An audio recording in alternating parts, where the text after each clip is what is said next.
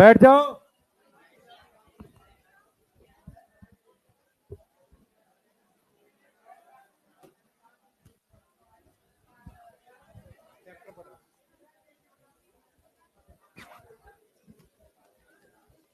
बेटा next chapter पढ़ रहे हैं आगे। हाँ, क्या चीज डाल दूं? टेस्ट पेपर उस वाले बैच में ऐड नहीं हो तुम?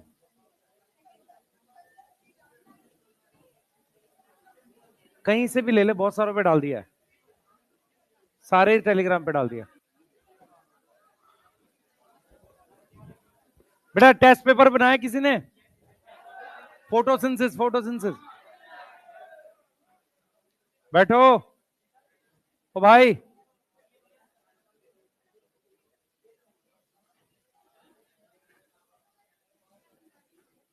पढ़ रहे हैं फटाफट से, चलो।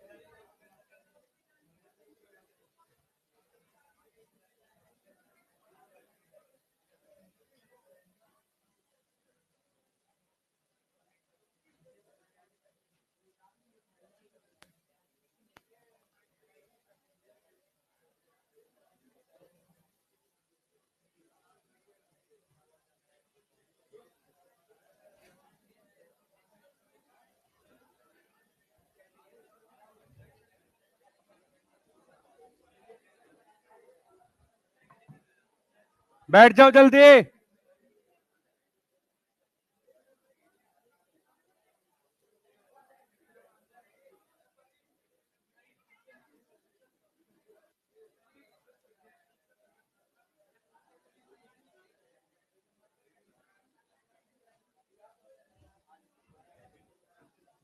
हेडिंग डालो, प्लांट ग्रोथ डेवलपमेंट पढ़ रहे हैं, जल्दी भाई।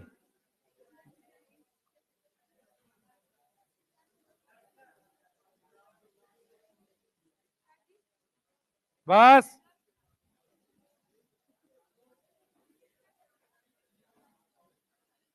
बेटा मैं चैप्टर छोड़ दूंगा पूरा, ये फिर करते रहना अपने आप से। सुने सब लोग? बस, बात नहीं। ये चैप्टर स्टार्ट कर रहे हैं, ठीक है। आज हॉर्मोन्स पढ़ेंगे, उसके बाद ग्रोथ वाला टॉपिक सेकंड नंबर पे, ठीक है, क्योंकि उसमें थोड़ा सा है, ज्यादा है नहीं उसमें। फिर हम लोग इसके बाद एनाटॉमी। अभी तक आपके पास फोटोसिंथेसिस का टेस्ट आ चुका है, एक रेस्पिरेशन का आ चुका है। आइडियली आपको डोपा प्राइम बना लेना चाहिए और साथ में रेस्पिरेशन का टेस्ट और एक फोटोसिंथेसिस का सैटरडे तक मैक्सिमम। कल आप लोग जो है, आज फ्राइडे है, थर्सडे है, आपको क्या करना है, कल तक वो दोनों चीज दिखानी है। एक डोपा प्राइम दिखाना है, आज का था ना, ठीक है, अभी चेक कर रहा हूं। बैठो जल्दी। हेडिंग डालो, चैप्टर चालू कर रहे हैं। बेटा उसकी आंसर की में करेक्शन में करके दोबारा भेज दूंगा उसको। हाँ, उसकी कुछ आंसर की में करेक्शन लग रही है।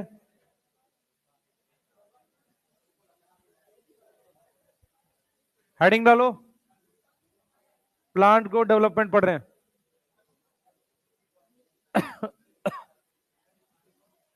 टॉपिक्स देखो मैं क्या लिख रहा हूं इसके,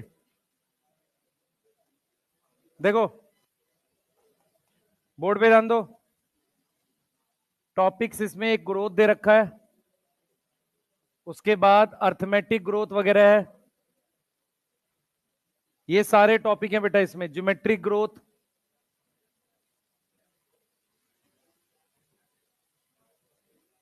डिफरेंशिएशन, ये सारे टॉपिक है इसमें। डेवलपमेंट। बच्चे आप लोग बात कर रहे हो, क्लास छोड़ दूंगा मैं भी, चुपचाप। आप लोग बात कर रहे हो बिना बात के। प्लांट ग्रोथ हार्मोन्स के बारे में पढ़ना है। जिनके पास पुराने नोट्स हैं ये टॉपिक कट गया है। फोटोट्रॉप पीरियोडिज्म,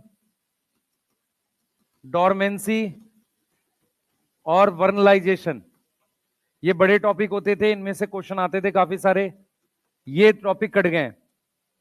तो ये वाले टॉपिक डिलीटेड हैं। हम लोग सबसे पहले ये वाला टॉपिक पढ़ेंगे, और दूसरे नंबर पे ये पढ़ेंगे। क्वेश्चंस कितने आ सकते हैं इससे? 2-3 आ सकते हैं बेटा, क्योंकि चैप्टर वाइज में रोल दे रखा काफी सारा। 2 से 3 क्वेश्चन बना सकते हैं, एक नहीं आएगा, एक से ज्यादा आएगा। चांसेस है 2 से 3 क्वेश्चन आ जाएंगे। और मेनली क्वेश्चन जो आएंगे वो हार्मोन से आएंगे। मेनली कहां से आएंगे? हार्मोन से। हार्मोन में सबके इतने सारे रोल दे रखे हैं, वो करना है। पहले क्या होता था, ध्यान सुनेंगे, पहले जब पेपर में मिनरल न्यूट्रिशन रहता था तो मिनरल न्यूट्रिशन से भी रोल के क्वेश्चन आते थे। तो एक क्वेश्चन इससे आ जाता था रोल का, एक उससे आता था। अब वो चैप्टर ही डिलीट हो गया है। तो चांसेस अगर मुझे रोल बेस्ड क्वेश्चन बनाना है, आसान क्वेश्चन बनाना है, तो इस चैप्टर से आसानी से बन जाएगा, जहां पे मैं डायरेक्ट किसी हार्मोन के क्या पूछ दूंगा, रोल। क्लियर है? तो इसमें कॉन्सेप्चुअल बहुत सारी चीजें नहीं है, कहीं कहीं पर अर्थमेटिक ग्रोथ, ज्योमेट्रिक ग्रोथ, और उसमें टॉपिक हैं जो थोड़े से समझने के ज्यादा है। बाकी तो ये नॉर्मल सा टॉपिक है, आराम से समझ के इसको कर सकते हैं याद। मेन क्या है, आपको सारे हार्मोन के हार्मोन जो सॉरी सारे प्लांट हार्मोन के जो 7-7 रोल दे रखे हैं डायरेक्ट एनसीईआरटी के, वो एग्जैक्ट आपको याद होने चाहिए। क्लियर है? सही है। सबसे पहले हम लोग क्या पढ़ेंगे? हार्मोन्स पढ़ेंगे। सेकंड नंबर पर ये वाला टॉपिक पढ़ेंगे जिसमें ग्रोथ, डेवलपमेंट, ये सारा है। ठीक है? क्लियर? सही है? ठीक। इस टॉपिक की जो कनेक्शन है वो थोड़ा एनाटॉमी से ज्यादा है। एनाटॉमी वाला चैप्टर है ना, उससे कनेक्शन ज्यादा है इसका, क्योंकि इसमें डिफरेंशिएशन, डी डिफरेंशिएशन, रीडिफरेंशिएशन जैसे टॉपिक है। इसमें मान लो मेरिस्मेटिक सेल के बारे में कुछ पढ़ाया गया है। तो इसका कनेक्शन किस चैप्टर से ज्यादा है? एनाटॉमी वाले से। समझ में आ रहा है? ठीक है, तो लिख लो टॉपिक्स के नाम। उसके बाद हम लोग चालू कर रहे हैं, इसको स्टार्ट कर रहे हैं प्लांट ग्रोथ हार्मोन से पढ़ना। जल्दी करो बेटा, टॉपिक्स के नाम लिख लो। पहले हम हार्मोन्स पढ़ेंगे, फिर ग्रोथ वाला टॉपिक पढ़ेंगे। क्लियर है? क्योंकि हार्मोन से ज्यादा क्वेश्चन आएंगे आपके। पहले हार्मोन्स पढ़ रहे हैं, फिर ग्रोथ वाला टॉपिक पढ़ रहे हैं। लिख ले सबने टॉपिक्स? कृपया करके बातें ना करें।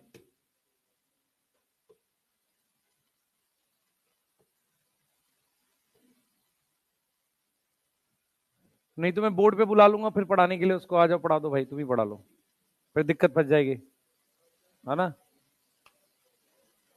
हाँ, ठीक है।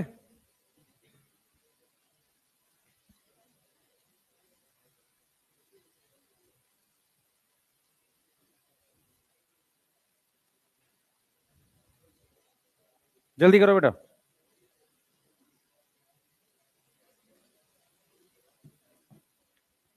जल्दी करो। लिख लिया? चलिए चालू करते हैं। सबसे पहले ग्रोथ और डेवलपमेंट को अफेक्ट करने वाले 2 तरह के फैक्टर्स होते हैं। मेरी बात सुनेंगे ध्यान से। प्लांट में ग्रोथ को रिलेट करते हैं हम लोग फोटोसिंथेसिस से। पहले बातें ध्यान से सुनो ताकि रिलेट कर सको आप। प्लांट में ग्रोथ को हम रिलेट करते हैं फोटोसिंथेसिस से। प्लांट को फोटोसिंथेसिस करने के बाद ग्रोथ होती है। ग्रोथ को जब हम देखते हैं प्लांट में, तो हम ऐसे देखते हैं कि आपने एक टॉपिक पढ़ा हुआ है, एक टॉपिक आपने उसमें पढ़ा होगा, क्या नाम है, प्लांट के इकोसिस्टम वाले चैप्टर में, जिसमें प्राइमरी प्रोडक्टिविटी, ग्रॉस प्रोडक्टिविटी, ये सब टॉपिक है।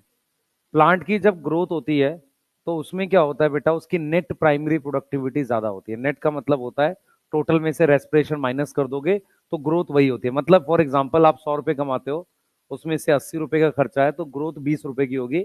ऐसे ही प्लांट में ग्रोथ तब होती है जब उसमें एक्चुअली क्या होगा, प्रोडक्टिविटी उसके रेस्पिरेशन से ज्यादा हो। ठीक है?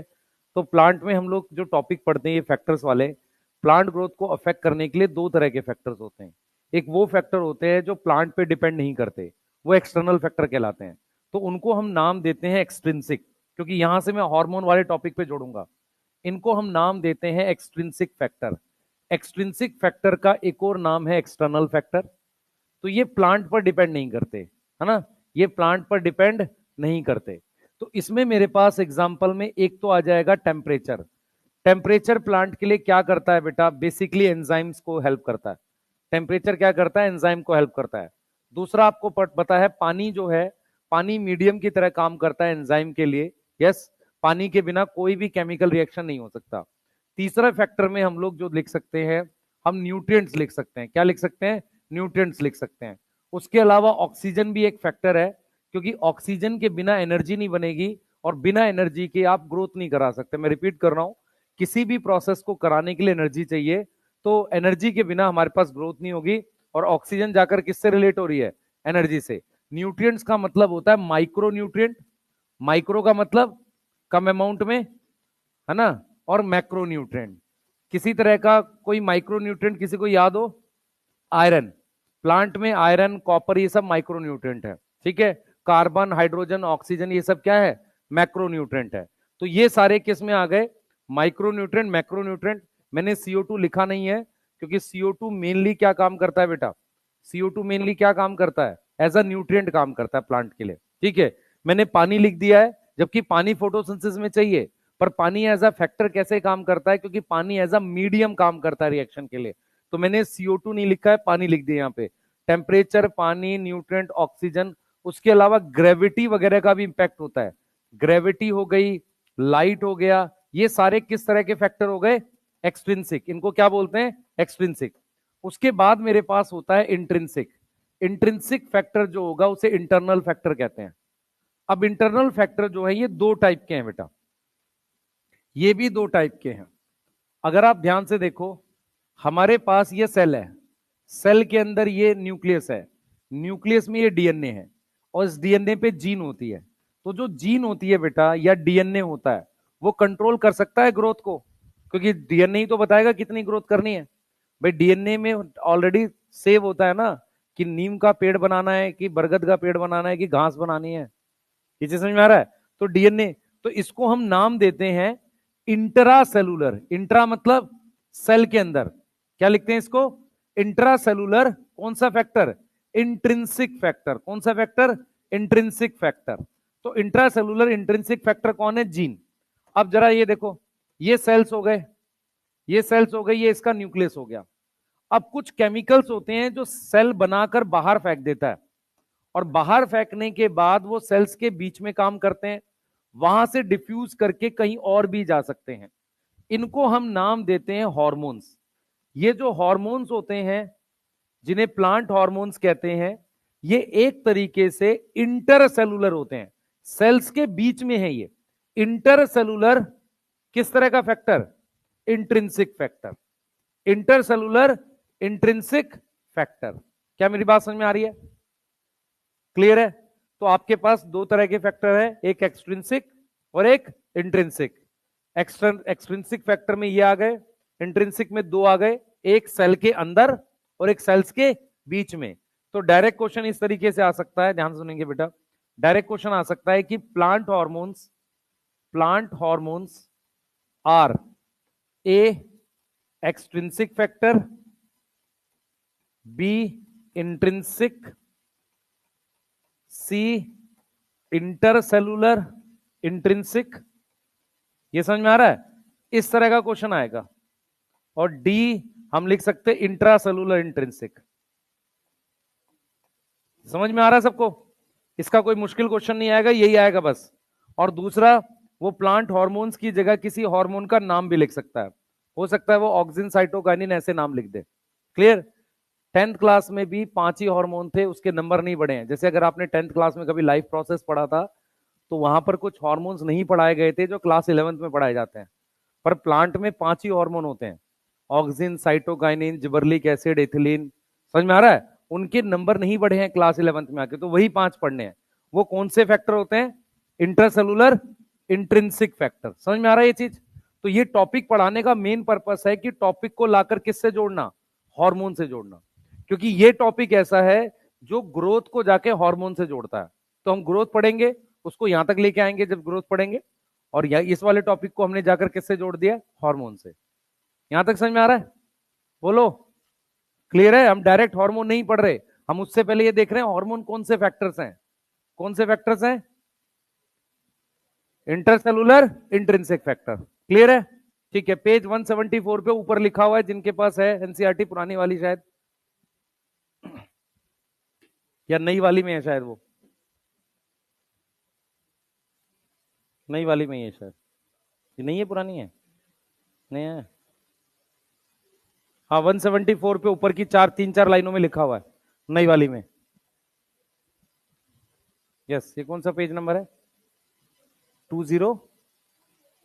बेटा पुरानी वाली में 247। नई वाली में 174। जहां प्लांट ग्रोथ रेगुलेटर लिखे हैं उसके ऊपर छोटा सा पैराग्राफ है। जहां प्लांट ग्रोथ रेगुलेटर लिखा है वहां ऊपर छोटा सा पैराग्राफ है। हाँ बेटा, सीओ न्यूट्रिएंट है एक्चुअल में। कार्बन डाइऑक्साइड जो है ना प्लांट के लिए न्यूट्रिएंट है, तो हम न्यूट्रिएंट लिख दिया ना, इसी में आ गया।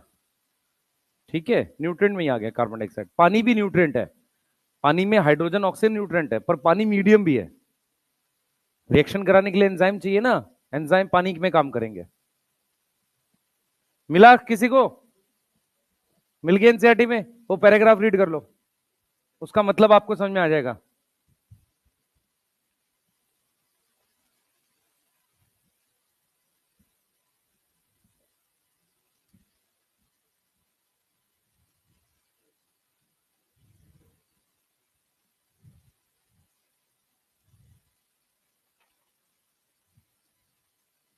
लिख लिया?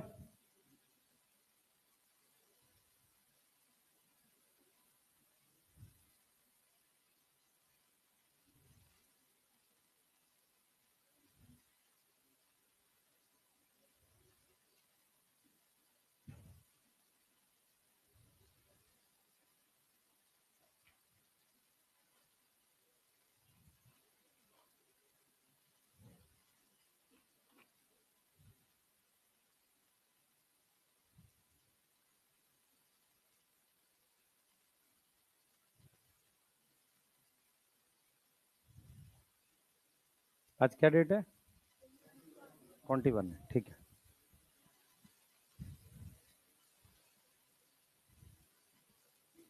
लिख लिया? जल्दी करो बेटा, थोड़ा फास्ट लिखो भाई प्लीज, बगल वाले के चुटकुलों पे मत हंसो।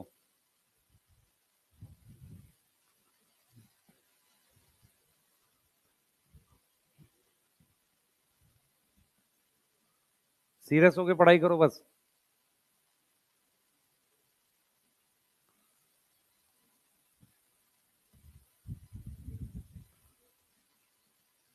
लिख लिया? ये नहीं पढ़ना बेटा, ये तो स्टार्टिंग में है, ये क्यों पढ़ रही है? तो अभी पढ़ाया नहीं, चल वैसे पढ़ ले, पर अभी तो पढ़ाया नहीं है। वो पैराग्राफ पढ़ ले छोटा सा सबने, ठीक है? तो हम लोग क्लियर हैं। हॉर्मोन्स क्या है? Intercellular intrinsic factor. और जीन्स क्या है? इंट्रासेलुलर इंट्रिंसिक है। सही है? क्लियर? हाँ,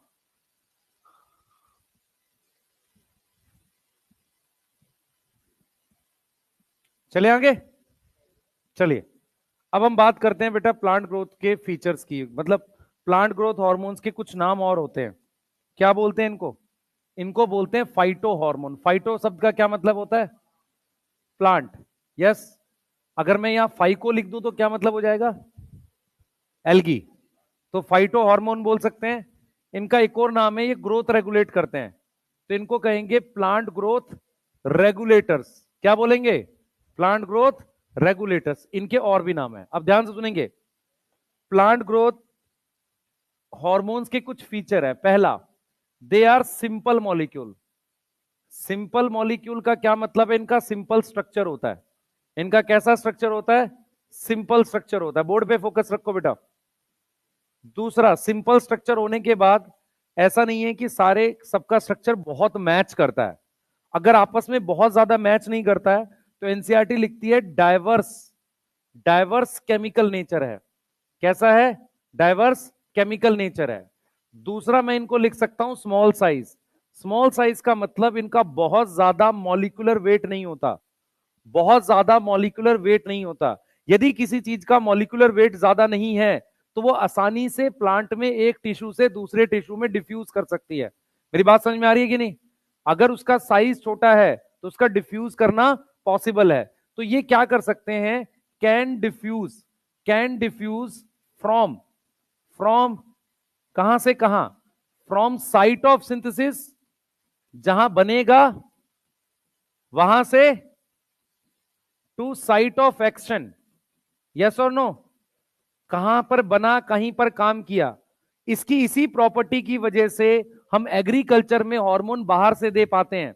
अगर हार्मोन का नियम ये होता कि वही काम करेगा जहां बनेगा, तो मैं बाहर से हार्मोन डाल ही नहीं पाता। मैं बाहर से हार्मोन टिश्यू पे इसलिए डाल पाता हूं क्योंकि हार्मोन बन के कहीं और काम करता है। तो आप बाहर कहीं और काम करने का मतलब, जिस टिश्यू पे काम कर रहा है उस पे तो बाहर से कहीं से आ रहा है, तो या तो वो प्लांट भेज दे या हम डाल दें बाहर से।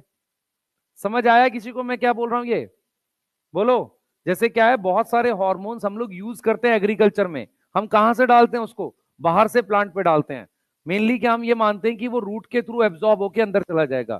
तो हमने क्या लिखा है? सिंपल मॉलिक्यूल है, ठीक है। उसके बाद क्या लिखा है? डाइवर्स केमिकल नेचर है, स्मॉल साइज है, can diffuse from site of synthesis से कहां जाएगा? Site of action. अब देखो जरा कैसे कैसे होते हैं। डाइवर्स केमिकल नेचर को लेकर ही हम क्या लिखते हैं कि जो ऑक्सीजन होता है ना, उस ऑक्सीजन में ऐसी रिंग होती है, ऐसी। सबसे पहले बेंजीन बना दिया, बेंजीन के बाद ये बना दिया ऐसे, और यहां नाइट्रोजन लिख दिया। इसको कहते हैं इंडोल रिंग। इसको क्या बोलते हैं? इंडोल रिंग बोलते हैं। समझ में आ रहा है? तो ऑक्सीजन में कौन सी रिंग होती है? इंडोल।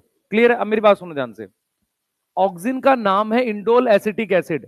एसिटिक एसिड का मतलब यहां पर CH2COH लगा दूंगा अगर ये इंडोल रिंग है। तो अगर मैं उस पर CH3COH लगा, सॉरी CH3COH लगा दूं तो बैलेंस ही नहीं होगा, CH2COH लगा दूं तो ये क्या बन गया? Indole acetic acid. अगर ब्यूटायरिक एसिड लगा दूं तो इंडोल ब्यूटायरिक एसिड। अब मेरी बात सुनना ध्यान से। सबसे पहले आप अपने दिमाग में बिठाओ कि हार्मोन जो होता है एक सिंगल कंपाउंड नहीं है, ग्रुप ऑफ कंपाउंड है। उनके स्ट्रक्चर मैच करना कंपलसरी नहीं है, फंक्शन मैच करना चाहिए। जैसे हमारे पास एक रिंग होती है नेफ्थलीन, मान लो डबल रिंग होती होगी शायद। तो ये जो नेफ्थलीन है उस पर एसिटिक एसिड लगाकर, वो भी ऑक्सीजन है। तो इसका मतलब क्या सारे ऑक्सीजन इंडोल कंपाउंड है? नहीं, काफी सारे क्या हैं? और भी हैं। तो क्या मैच कर रहा है? Structure, function? फंक्शन मैच कर रहा है। स्ट्रक्चर थोड़े बहुत मैच कर सकते हैं, जैसे एसिटिक एसिड इसमें भी है, समझ में आ रहा है? रिंग इसमें भी है। ये बात पकड़ पा रहे हो?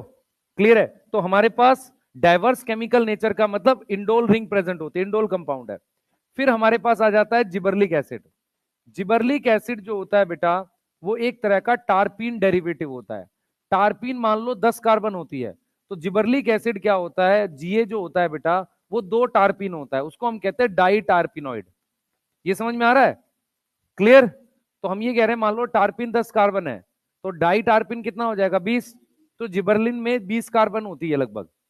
क्लियर है? कितनी कार्बन होती है? 20। तो किस कंपाउंड का डेरिवेटिव हो गया? टारपीन का। क्लियर है? तीसरा, तीसरा हमारे पास एक और होता है साइटोकाइनिन। साइटोकाइनिन का एक एग्जाम्पल है काइनेटिन। अब ये जो काइनेटिन होता है, ये डेरिवेटिव है अमीनो प्यूरिन का। सबसे पहले तो ये समझो प्यूरिन क्या होता है। प्यूरिन पिरिमिडिन सुना है? ठीक है। अब डेरिवेटिव है अमीनो प्यूरिन का। अब मेरी बात सुनेंगे सारे बच्चे। प्यूरिन का जब हम स्ट्रक्चर बनाते हैं तो नीचे नाइट्रोजन बनाते हैं, carbon nitrogen carbon carbon carbon, ऐसे नाइट्रोजन कार्बन, यहां नाइट्रोजन, ये प्यूरिन रिंग है। ठीक है? प्यूरिन रिंग 9 मेंबर की रिंग होती है, 2 रिंग होती है 9 मेंबर की। अगर मैं यहां से काउंटिंग करूंगा, यहां से काउंटिंग चालू करूं, यहां से कर लेते हैं 1 2 3 4 5 6 7 8 9, इस वाले पर फर्फ्यूराइल ग्रुप जुड़ा हुआ है। ठीक है? क्या जुड़ा हुआ है? फर्फ्यूराइल ग्रुप। या मैं एक काम कर सकता हूं, और एक और कर सकते हैं, इस 6 पर जोड़ दो अमीनो, और उस अमीनो पे जोड़ दो फर्फ्यूराइल ग्रुप मान लो। तो एनसीईआरटी ने ऐसे लिखा हुआ है N6 फर्फ्यूराइल अमीनो प्यूरिन करके। मतलब बेसिकली वो क्या चाह रहा है आपको बताना, डेरिवेटिव किसका होगा? अमीनो प्यूरिन का। किसका डेरिवेटिव होगा? अमीनो प्यूरिन का। अमीनो प्यूरिन क्या होता है? प्यूरिन रिंग पर क्या जुड़ा हुआ है? NH2 group. ये समझ में आ रहा है? अमीनो प्यूरिन किसे बोलेंगे? प्यूरिन ग्रुप पर क्या जुड़ा हुआ है? NH2 जुड़ा हुआ है। उसको एडिनिन भी बोलते हैं। उसको क्या बोलते हैं? एडिनिन भी बोलते हैं। सही है? 6 अमीनो प्यूरिन है नाम एडिनिन का। तो मेरा सिर्फ आपको यह समझाना है, जो साइटोकाइनिन हार्मोन है जिसको हम काइनेटिन कहते हैं, वो डेरिवेटिव किसका है? अमीनो प्यूरिन का। एनसीईआरटी ने ग्रुप लिख दिया फर्फ्यूराइल, तो वो फर्फ्यूराइल किस पर जुड़ा हुआ है? 6th पोजीशन पर जुड़ा हुआ है, ऐसा कुछ लिखना चाह रहा है वो। उसके बाद हम लोग लिख रहे हैं बेटा, हमारे पास इथिलीन है। इथिलीन जो है बेटा, ये वो है CH2 डबल बॉन्ड CH2। तो ये क्या हो गया? गैसियस हार्मोन हो गया। ये कैसा हार्मोन हो गया? गैसियस हार्मोन हो गया। यस और नो? ये कैसा हो गया? गैसियस हार्मोन हो गया। उसके अलावा हमारे पास एक और है एब्सिसिक एसिड। क्या नाम है उसका? Abscisic acid. एब्सिसिक एसिड का जो जो किससे आता है? डिराइव होता है कैरोटिनॉइड से। डिराइव फ्रॉम किससे आता है? कैरोटिनॉइड्स। किससे आता है? कैरोटिनॉइड्स। किसी को अगर याद हो, कैरोटिनॉइड दो पढ़े थे हमने, कैरोटीन और जेंथोफिल, याद है? मैंने कहा था कार्बन की चेन होती है, अल्टरनेट डबल बॉन्ड होता है उसमें। ठीक है, तो सिंपल समझो, एब्सिसिक एसिड कार्बन की चेन का कुछ कंपाउंड है जिसमें अल्टरनेट डबल बॉन्ड है। उसके लिए क्या वर्ड यूज करते हैं? कॉन्जुगेट डबल बॉन्ड, यही वर्ड यूज करते हैं ना। तो ये मेरे पास क्या हो गया? Abscisic acid. अब मैं दो वर्ड बता रहा हूं जिसके अराउंड आपको काफी सारी चीजें घूमेंगी। एक वर्ड है एब्सिशन। एब्सिशन शब्द का मतलब होता है डिटैचमेंट। डिटैचमेंट का मतलब टूट जाना, हट जाना। डिटैचमेंट को हम कह सकते हैं फॉल भी हो गया या सेपरेशन भी हो गया, ऐसा कुछ। कोई चीज गिर गई, सेपरेट हो गई, दैट इज एब्सिशन। जैसे लीफ एब्सिशन, मतलब लीफ गिर गई। सही है? समझ में आ रहा है? Fruit abscission, fruit fall, fruit detachment, एक ही बात है। समझ में आ रहा है? तो एब्सिशन शब्द का मतलब समझ में आएगा? ठीक है। सनीसेंस एक वर्ड होता है। सनीसेंस शब्द का मतलब होता है ग्रोइंग ओल्ड। क्या वर्ड मतलब होता है? Growing old. सनीसेंस कई तरह की होती है। जैसे, सुनेंगे ध्यान से, सनीसेंस कई प्रकार की होती है, ध्यान सुनना। एक होती है जैसे जैसे गेहूं के पौधे में, गेहूं का पौधा 3 से 4 महीने में मर जाता है, उसे कहते हैं होल प्लांट सनीसेंस। पूरे पौधे के प्लांट की क्या हो गई? सनीसेंस हो गई। तुम्हारे पास एक बहुत बड़ा ट्री है, एक बहुत बड़ा ट्री जो हमारे पास है, उसकी लीफ की सनीसेंस होती है, ट्री नहीं मरता। बरगद का पेड़ नहीं मरता साल भर में। समझ में आ रहा है? कई ऐसे प्लांट होते हैं जिनकी ब्रांच की सनीसेंस हो जाती है, कुछ ब्रांचेस उनकी मर जाती है। तो हमारे पास सनीसेंस शब्द क्या होता है? क्या होगा? Growing old. वो प्लांट के किसी पार्ट की हो सकती है, प्लांट के किसी पार्ट की हो सकती है, पूरे प्लांट की हो सकती है। अब ये दोनों आपस में रिलेट कैसे हैं? एक नॉर्मल प्रोसेस ये होता है कि प्लांट, पहले प्लांट का कोई हिस्सा सनीसेंस शो करेगा, फिर एब्सिशन शो करेगा। समझ में आ रहा है? सनीसेंस मतलब पहले बूढ़ा होगा फिर डिटैच हो जाएगा। पर डिटैचमेंट के लिए जरूरी नहीं है कि बूढ़ा हो। कई बार हमारी हैबिट होती है कि हम लोग क्या करते हैं, आग जला के सर्दियों में हाथ हाथ सेकते हैं, तो जब हम वहां से हटते हैं तो पता चलता है हमने किसी प्लांट की कुछ लीफ सुखा दी, हमने वहीं आग जला रखी थी। ठीक है, मेरी बात समझ लो यहां से। तो क्या वो नेचुरल सनी सेंस है? नहीं, आर्टिफिशियल तरीके से हुआ। तो सनी सेंस जो होता है अगर नेचुरल है, उसके बाद एब्सिशन हो जाता है। ठीक है, एब्सिशन और भी, मान लो किसी उसको, प्लांट को, लीफ को मिनरल ना मिले तो वो मुरझा जाए। मिनरल ना मिलने से भी वो गिर सकती है ऐसे। ठीक है, मेरी बात सुनना ध्यान से। मिनरल किस लीफ को चाहिए होता है? ओल्ड लीफ, यंग लीफ को? ओल्ड लीफ, यंग, दोनों? दोनों। ध्यान सुनेंगे, मिनरल चाहिए होता है यंग लीफ को। ओल्ड लीफ पे ऑलरेडी मिनरल होते हैं खूब सारे। करते क्या है, ध्यान सुनेंगे, जब यंग लीफ ग्रो कर रही होती है उसे मिनरल चाहिए नीचे से। नीचे से अगर मिनरल नहीं आए, नीचे से मिनरल नहीं आए और ओल्ड वाला अपना मिनरल यंग को भेज दे, तो मुरझाएगा कौन? ओल्ड। अरे समझ आ रहा है? तो ओल्ड वाली बूढ़ी हो रही है, उसे कह रहे सनी सेंस। अब जब वो बूढ़ी होके गिरती है तो उसे क्या बोलते हैं? एब्सिशन। एब्सिशन होने के लिए जरूरी नहीं है कि बूढ़ा हो, आप किसी और प्रोसेस से भी कर सकते हो। आप किसी प्लांट के पास, प्लांट लीफ के पास, या आप क्या करो, बहुत सारे फ्रूट ले लो, उन फ्रूट्स के आसपास भी आप क्या कर दो, दूसरे फ्रूट ले लो, तो वहां भी कुछ ना कुछ आपको एब्सिशन जैसा दिख, मतलब कोई टिश्यू खराब हो गया ऐसा, उसको भी एब्सिशन बोल सकते हैं। एब्सिशन का मतलब है टूटना, सेनिसेंस का मतलब बूढ़ा होना। Senescence is more natural process, abscission is more हम इंड्यूस कराते हैं। For example abscisic acid. Abscisic acid का नाम एब्सिसिक एसिड क्यों है? क्योंकि वो लीफ को गिराने के लिए काम करता है। और कब गिराने के लिए काम करता है? जब लीफ बूढ़ी हो जाती है। क्यों करता है ऐसा काम वो? अगर लीफ को नहीं गिराएंगे तो उसका respiration rate, rate of photosynthesis से ज्यादा है, वो खाना कम बना रहा है, खा ज्यादा रहा है, तो लीफ को इसलिए गिरा देना चाहिए। समझ में आ रहा है? समझ में आ रहा है? और लीफ गिरती कैसे है? हवा से। क्या हवा से लीफ गिर सकती है? नहीं। तो हवा से गिरी क्यों? क्योंकि वीक हो गई थी। वीक किसने किया? एब्सिसिक एसिड ने। अगर हवा से लीफ गिरने वाली होती तो सारी गिर जाती। तेज हवा में लीफ गिर जाती है ना, सारी क्यों नहीं गिरती? क्योंकि सारी वीक नहीं है। वीक किसने किया? एब्सिसिक एसिड ने। ठीक है, एब्सिशन मतलब डिटैचमेंट, सेनिसेंस मतलब बूढ़ा होना। पूरा प्लांट बूढ़ा हो सकता है, लीफ बूढ़ी हो सकती है। समझ में आ रहा है? यस, क्लियर है? बोलो। ठीक है, क्लियर। चलो बनाओ। सेनिसेंस थोड़ा स्लो है, एब्सिशन कंपैरेटिवली फास्ट है। क्लियर? हाँ, और पूछो कोई, जल्दी।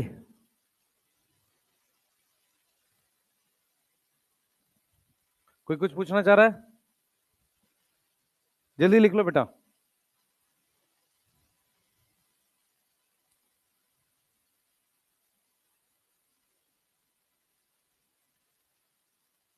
हाँ, टेस्ट चेंज हुआ है, पता चला है कि नहीं?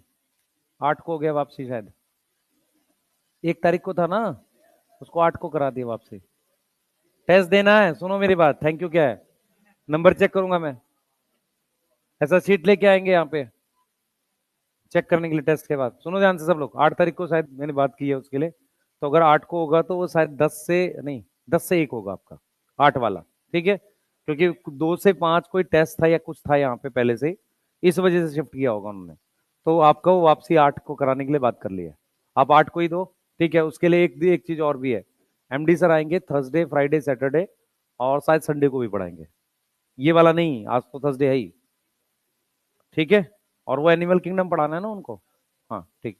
उसके बाद से वो फिर एक वीक मैं आया करूंगा, एक वीक वो आएंगे। ठीक है, सही है, बढ़िया।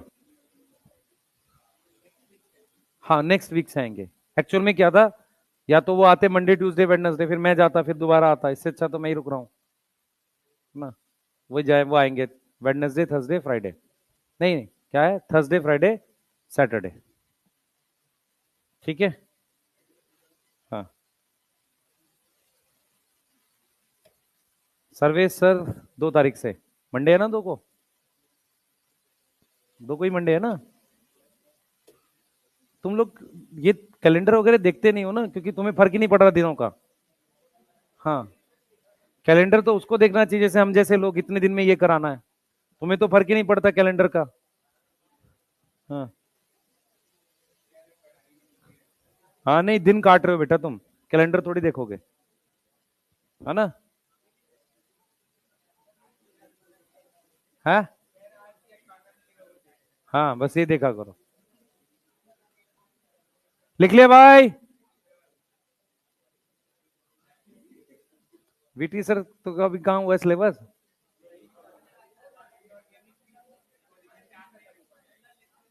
चाहे जो हो जाए, सर्वेश सर को 2 तारीख को यहाँ लेके आएंगे अब। और उन्होंने बहुत दिन वहां आराम कर लिया। ठीक है, उनकी लगवाएंगे 7 बजे क्लास, ठंड में एकदम। हाँ हाँ, बोल रहे तुम्हारी लगेगी साथ में। खुश हो रहे हैं। बैच 1 की लगवा देंगे। हाँ,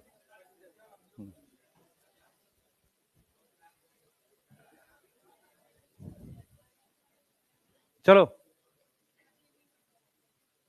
लिख लिया?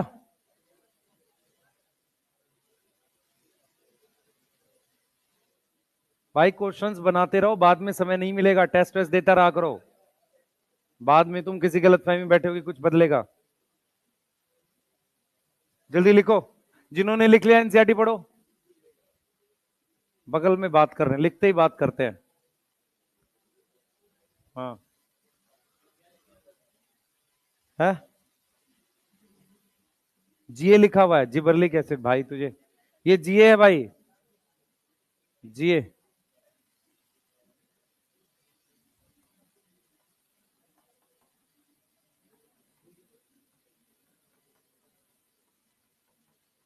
अब ठीक है? अब दिख रहा है तुझे भाई बढ़िया से? हैं? हाँ, इतना बढ़िया नोट्स बनाया करो कि ताकि अगले साल 3-4 साल चले। हाँ, और बताओ। है, क्या चीज? इथिलीन बनता उससे है। ट्रिप्टोफान लिखा ना यहाँ पे हमें, मिथ्योनिन अमीनो एसिड से, पर एनसीईआरटी ने दिया नहीं है। मिथ्योनिन अमीनो एसिड सुना है? सल्फर कंटेनिंग अमीनो एसिड होता है, उससे बनता है। चलेंगे आगे भाई, यहां तक ठीक है? जल्दी लिख लो। ये वाला पढ़ लो एनसीईआरटी में, ये वाला जिन्होंने लिख लिया है।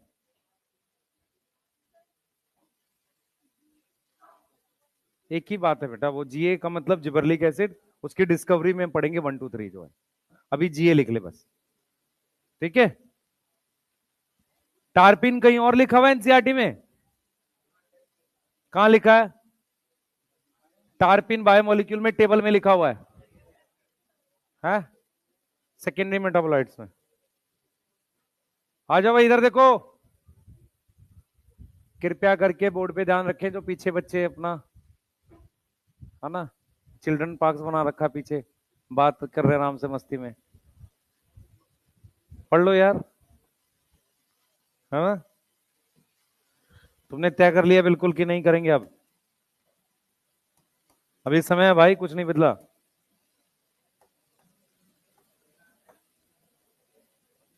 देखो भाई, प्लांट ग्रोथ रेगुलेटर क्या है? देखो इधर, स्मॉल है, सिंपल है, कैसा है?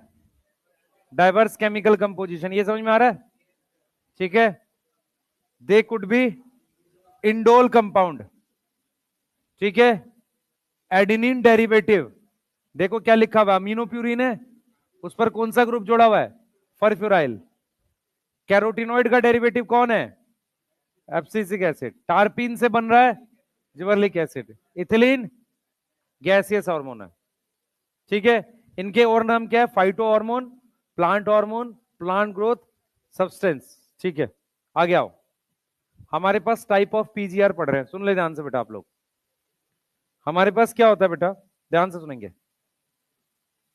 ऑन द बेसिस ऑफ, बस बात नहीं, on the basis of function, on the basis of function, हमारे पास दो टाइप के पीजीआर हैं, टू टाइप ऑफ पीजीआर होते हैं, ठीक है। अब सुनो ध्यान से, सुनो सुनो ध्यान सुनेंगे बेटा। हम लोग क्या करते हैं, इसको आपको समझना पड़ेगा। जो हार्मोन होता है, हार्मोन, हर एक हार्मोन का किसी पर्टिकुलर टिश्यू पे फंक्शन अलग अलग भी हो सकता है।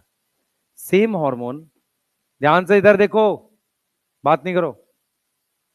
सेम हार्मोन ग्रोथ प्रमोट कर सकता है किसी पर्टिकुलर टिश्यू में, वही हार्मोन दूसरी टिश्यू में जाके ग्रोथ इनहिबिट कर सकता है। हम क्या कर रहे हैं, हम क्या कर रहे हैं, हार्मोन्स को पहले दो कैटेगरी में डिवाइड कर रहे हैं। ऐसे हार्मोन जिनके मैक्सिमम काम ग्रोथ प्रमोट करने के हैं। ग्रोथ प्रमोट करने का मतलब वो क्या करते हैं, ग्रोथ को प्रमोट करते हैं। जैसे हम लोग क्या लिख रहे हैं, हम लिख रहे हैं कि इन्हें लिख रहे हैं पीजीआर, पीजीपी। पीजीपी की फुल फॉर्म है प्लांट ग्रोथ प्रमोटर। तो प्लांट ग्रोथ प्रमोटर का सिंपल मीनिंग है, जरा समझेंगे इसे, कि इनके मैक्सिमम रोल ये क्या करते हैं, प्रमोट करते हैं ग्रोथ एक्टिविटी। अब प्रमोट ग्रोथ एक्टिविटी में कई तरह की ग्रोथ एक्टिविटी आ जाती है। जैसे सेल को डिवाइड करना, सेल को डिवाइड करना ग्रोथ हो सकता है। सेल की लेंथ बढ़ाना, सेल की क्या करना, लेंथ बढ़ाना, उसको हम क्या लिखेंगे, सेल इलोंगेशन, उसको ग्रोथ बोल सकते हैं, ध्यान से समझेंगे। उसके अलावा फ्लावरिंग को ग्रोथ बोल सकते हैं, फ्रूट डेवलपमेंट को ग्रोथ बोल सकते हैं, देख लो बच्चे ध्यान से, फ्रूट डेवलपमेंट को ग्रोथ बोल सकते हैं। और फोटोट्रॉपिज्म सुना है सबने, लाइट की प्रेजेंस में बेंडिंग, फोटोट्रॉपिज्म को ग्रोथ बोल सकते हैं। किसी तरह का कोई पैटर्न बनने लगे प्लांट में, पैटर्न फॉर्मेशन क्या होता है, जैसे पर्टिकुलर टाइप की ग्रोथ आपको दिखे कि ये प्लांट ग्रो करेगा तो इस तरीके का करेगा। जैसे फॉर एग्जांपल कोई प्लांट है आपका, वो किसी पर्टिकुलर टाइप की बेंडिंग शो कर रहा है, जैसे फोटोट्रॉपिज्म है, किसी पर्टिकुलर टाइप का पैटर्न शो कर रहा है कि वो क्या होगा, इतने दिन तक ग्रो करेगा, उसके बाद उसमें ग्रोथ स्लो हो जाती है। किसी भी तरीके का पैटर्न शो कर रहा है, उसको हम पैटर्न फॉर्मेशन कहते हैं। इसमें हमारे पास एग्जाम्पल में तीन हार्मोन आते हैं, एक आता है ऑक्सिन, एक आता है जिबरलिक एसिड, और एक आता है साइटोकाइनिन। अब वो बात को ध्यान से सुनो जो मैं बता रहा हूं। मान लो तुम घर पे जो है, घर पे गए, रुके कुछ दिन, जो हॉस्टल वाले हैं उनकी बात करो या जो नॉर्मल यहाँ रहते हैं, दिन भर कोई काम नहीं कर रहे हैं, उल्टा काम, कुछ तोड़ दिए, वो दो चार ठीक काम किए, तो तुम्हारे पेरेंट बोलेंगे सारे उल्टे करता है, ठीक है। सेम हॉर्मोन्स के साथ है, हॉर्मोन्स के काम है, ये काम है, हर हार्मोन का काम होता है बहुत सारे टिश्यू पे। अगर उसके मैक्सिमम काम ग्रोथ इनिबिट करने के हैं, मान लो 10 काम कर रहा है, 9 इनिबिट करने के हैं, तो उसको प्लांट ग्रोथ इनिबिटर बोल देते हैं, समझ लो। हार्मोन इनिबिटर नहीं है, उसके काम इनिबिटर हैं। मेरी बात समझो मैं क्या बोलना चाह रहा हूं, उसके काम इनिबिटर के हैं। बहुत सारे हार्मोन हैं जिनके मैक्सिमम फंक्शन ग्रोथ प्रमोट करने के हैं, तो उनको किस कैटेगरी में डाल दिया? प्लांट ग्रोथ प्रमोटर की कैटेगरी में। ऐसे ही मेरे पास ये पहली कैटेगरी हो गई, इसमें ये आ गए। दूसरी कैटेगरी में क्या आ जाएगा मेरे पास? Plant growth inhibitor. अब हमेशा याद रखो, अगर हमें ग्रोथ को इनहिबिट करना है तो उसमें प्लांट को फायदा होना चाहिए। ग्रोथ इनहिबिट करके प्लांट को फायदा कब पहुंचेगा? जब उसको स्ट्रेस हो। तो ये क्या करते हैं बेटा? ये इनहिबिट करते हैं प्लांट की ग्रोथ। इनहिबिट करते हैं क्या? प्लांट की ग्रोथ। किसमें? इन इन स्ट्रेस। किसमें? स्ट्रेस में। स्ट्रेस कितने टाइप का होता है? दो टाइप का। कौन कौन सा है? एक तो पढ़ नहीं रहे इस बात का स्ट्रेस, दूसरा पढ़ लिया आता कुछ नहीं उस बात का। दो तरह का स्ट्रेस है ना? हाँ। और तीसरा? नहीं, मेरा ना हो चल जाएगा, बगल वाले का नहीं होना चाहिए। हाँ ठीक है, अब सुनो मेरी बात सुनो। प्लांट में सुनो, प्लांट में दो तरह का स्ट्रेस है। इधर देखो भाई सारे, सुनो सुनो। प्लांट में दो टाइप का स्ट्रेस है। हम लोग क्या लिखते हैं बेटा? हम लिखते हैं एबायोटिक स्ट्रेस। एबायोटिक स्ट्रेस का क्या मतलब होता है? सुनो ध्यान से। एबायोटिक स्ट्रेस का मतलब होता है ड्रॉट, सूखा। समझ में आ रहा है? फ्रॉस्ट, ठंडा। समझ में आ रहा है? इसे कहते हैं एबायोटिक स्ट्रेस। हाई टेम्परेचर, है ना? तो ये सारी चीजें क्या है बेटा? एबायोटिक स्ट्रेस बनाते हैं। इससे इंजरी हो सकती है। हाँ, अगर कई बार बर्फ जैसे, भाई मेरी मेरे मेरे को पढ़ाने दो। कई बार क्या होता है, बर्फ जैसा कुछ गिरता है, प्लांट को डैमेज भी होती है उससे। ये था ना, जब जब ओला गिरता है या कुछ भी होता है, या वैसे भी जब बहुत ठंडा होता है तो उससे प्लांट को डैमेज होता है। तो उसे कौन सा स्ट्रेस बोलते हैं? Abiotic stress. बायोटिक स्ट्रेस का मतलब होता है इन्फेक्शन। किसी भी तरीके का अगर इन्फेक्शन हो गया है, वो एक तरीके का क्या है? Biotic stress. तो प्लांट ग्रोथ इनिबिटर उस समय इनिबिट करते हैं जब प्लांट को किसी तरह का स्ट्रेस है। जैसे एब्सिसिक एसिड का नाम ही स्ट्रेस हार्मोन है। वो मेनली तीन काम करके देता है। स्टोमेटा बंद कर देता है जब पानी का स्ट्रेस है। लीफ को गिरा देता है जब लीफ पुरानी हो गई है तो खाने का स्ट्रेस है। सीड को जर्मिनेट नहीं करने देता, समझ में आ रहा है, जब कंडीशन ठीक नहीं है। तो लीफ को लेकर, खासकर स्टोमेटा को लेकर, एब्सिसिक एसिड का नाम क्या है? Stress hormone. क्लियर है? समझ में आ रहा है? तो इसका जो मेन एग्जाम्पल है, इसका मेन एग्जाम्पल एब्सिसिक एसिड है। क्या है? Abscisic acid. क्लियर? ठीक है, अब मेरी बात सुनेंगे ध्यान से।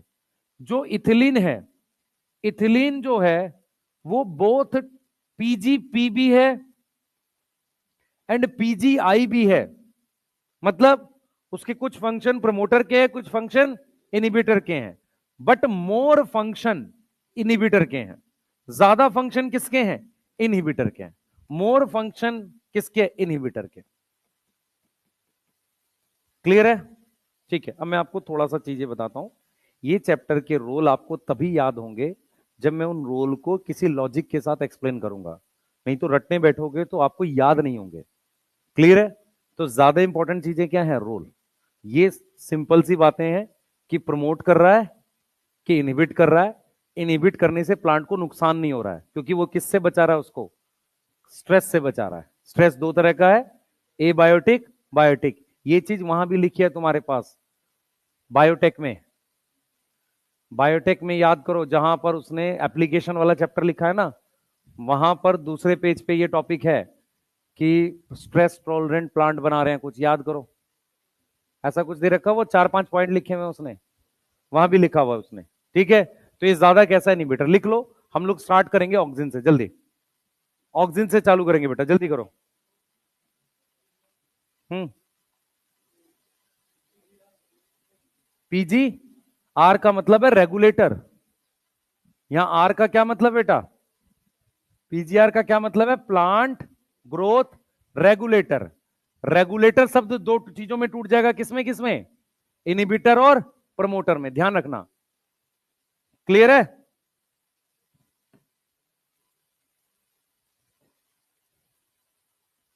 लिख लिया बेटा?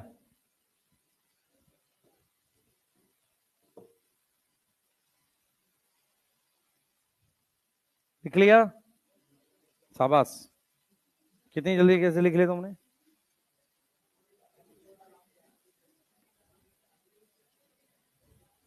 सिर्फ टाइम पास कर रहे हैं।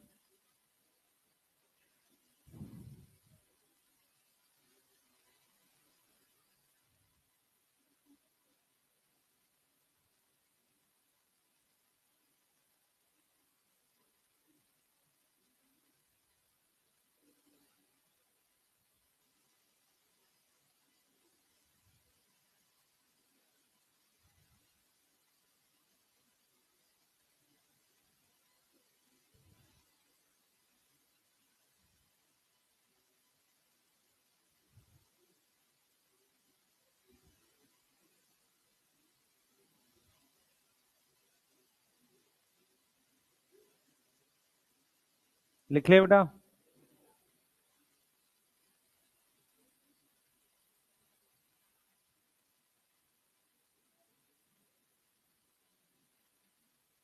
हाँ बच्चे। यस। ट्रॉपिक दो तरह की होती है, जियोट्रॉपिक और फोटोट्रॉपिक, दोनों को कंसिडर कर रहा है। चले आगे भाई, लिख लो, बात करने में लगे हुए हैं। पता नहीं बात भी क्या करते रहते हैं फर्जी टाइप की।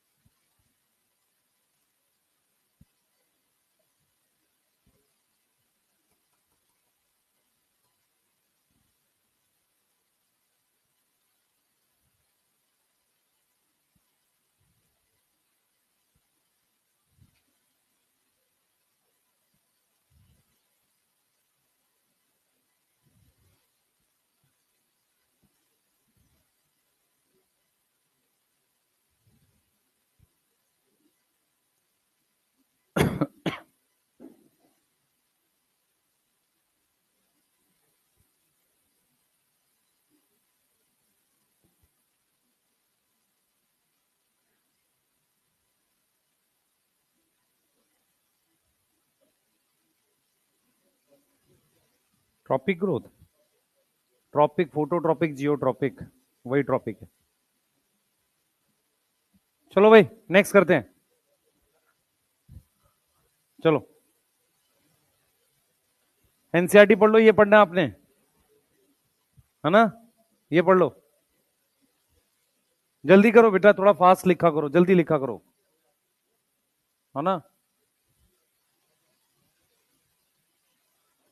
इथिलीन किस में आ रहा है? पीजीपी में, पीजीआई, दोनों में। ज्यादा रोल कैसे हैं? पीजीआई। एक्चुअल में सुनो ध्यान से बेटा, इथिलीन क्या काम करता है? एब्सिशन प्रमोट करता है, मतलब चीज को खराब कराता है। फ्रूट्स में होता है, उसके साथ कोई दूसरा फ्रूट रख दो तो खराब हो जाता है। तो इथिलीन का मेन रोल क्या है? एज अ इनिबिटर है। ठीक है, क्या है? As a inhibitor. लिख लिया? चलो आगे आओ, ये एनसीईआरटी लिखी हुई है, देख लो। हम लोग क्या कर रहे हैं? दो ग्रुप में डिवाइड कर रहे हैं। किस पर काम कर रहा है? लिविंग प्लांट बॉडी पे। सही है?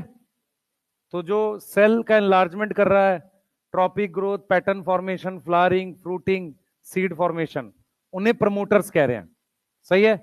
उसके एग्जांपल ऑक्सिन, जिबरलिन, साइटोकाइनिन। और पीजीआर जो क्या करेंगे? Plant response to wounds, wounds मतलब चोट, और स्ट्रेस। किस तरह का? बायोटिक और एबायोटिक। सही है? Clear? They are involve in various growth inhibiting activity such as dormancy, abscission. समझ में आया? यस। डिटैचमेंट। सही है? क्लियर है? The gaseous PGR could either fit into, किसी एक ग्रुप में फिट हो सकते हैं, लार्जली इनिबिटर है। किसकी बात कर रहे हैं हम लोग? गैसियस किसकी? इथिलीन की। यस, ठीक है। हेडिंग डालो, ऑक्सीजन पढ़ रहे हैं। हेडिंग डालो, ऑक्सीजन पढ़ रहे हैं बेटा, जल्दी। ऑक्सीजन के बारे में पढ़ रहे हैं, ध्यान से सुनेंगे, फिर मैं समझाऊंगा इसे।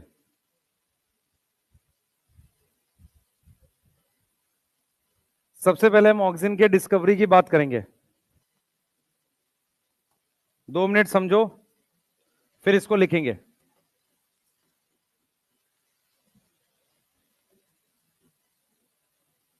बोर्ड पे ध्यान दो सारे, बोर्ड पे ध्यान दो, कोई लिखे नहीं आप कुछ, बस ऑक्सीजन की एडिंग डाल लो, डिस्कवरी डाल लो। देखो क्या है,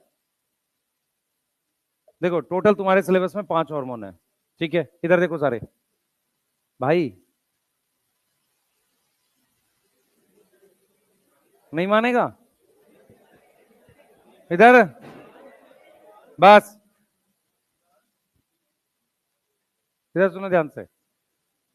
तुम्हारे सिलेबस में टोटल 5 हार्मोन है, उसमें ऑक्सीजन के 7 रोल दे रखे हैं, जिबरलिक एसिड के 7 हैं, साइटोकाइनिन के 5 के आसपास हैं, इथिलीन के 8 रोल हैं, और एब्सिसिक एसिड के 4 हैं। हमने क्या करना है, एनसीईआरटी बेस्ड रोल पढ़ने हैं, एक्स्ट्रा कोई कुछ नहीं करेगा। एक दो छोटी चीजें हैं जो एक्स्ट्रा वो बताऊंगा। क्वेश्चन रोल बेस आएगा, कोशिश करना रोल को समझने की, नहीं तो याद नहीं होगा, रटने जाओगे कुछ याद ही नहीं रहेगा, समझो इस बात को, ठीक है। दूसरी चीज क्या है, सारे हार्मोन की एक्सीडेंटल डिस्कवरी है। सबसे पहले 19th सेंचुरी, मतलब हम 1800 कुछ की बात करेंगे, सबसे पहला हार्मोन ही ऑक्सीजन डिस्कवर हुआ था, ठीक है। सारे हार्मोन्स की एक्सीडेंटल डिस्कवरी है, मतलब वो प्लांट में ही स्टडी कर रहे थे, ऐसा नहीं कि एनिमल में कर रहे थे, वो प्लांट में ही किसी टॉपिक की स्टडी कर रहे थे, लेकिन गलती से वो केमिकल पता चला जो वो काम करा रहा था। एक्चुअल में प्लांट में जिस टॉपिक पे वो काम कर रहे थे, वहां पर उन्हें कोई केमिकल मिल गया जो इस चीज के लिए इन्वॉल्व है। फॉर एग्जाम्पल डार्विन जो है, चार्ल्स डार्विन और उनका बेटा फ्रांसिस डार्विन, आप ध्यान से सुनो।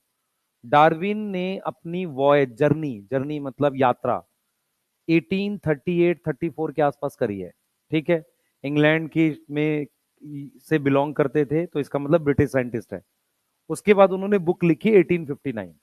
तो 1870 के आसपास अपने बेटे के साथ मिलके वो एक एक्सपेरिमेंट, एक लैब में काम कर रहे थे, ठीक है। लैब में जो काम कर रहे थे, टॉपिक था फोटोट्रॉपिज्म। तो वो लोग काम कर रहे थे फोटोट्रॉपिज्म पे, उस काम को करते हुए वो केमिकल डिस्कवर हो गया। ये चीज समझ में आ रही है? ऑक्सीजन। ऐसे एक साइंटिस्ट थे ई क्यूरोसावा, जापानीज साइंटिस्ट है, वो एक डिजीज की स्टडी कर रहे थे, उसमें वो केमिकल स्टडी हो गया। ये चीज समझ में आ रहा है? तो वो प्लांट पे कोई टॉपिक पढ़ रहे हैं तब वो केमिकल मिला है, ऐसा नहीं कि एनिमल पढ़ रहे हैं भाई, ऐसा नहीं कि वो एनिमल पढ़ रहे हैं कुछ और पढ़ रहे हैं। तीसरा, स्कूग और मिलर नाम के 2 साइंटिस्ट हैं, वो लोग काम कर रहे हैं टिश्यू कल्चर पे, तब साइटोकाइनिन मिल गया उनको। क्लियर?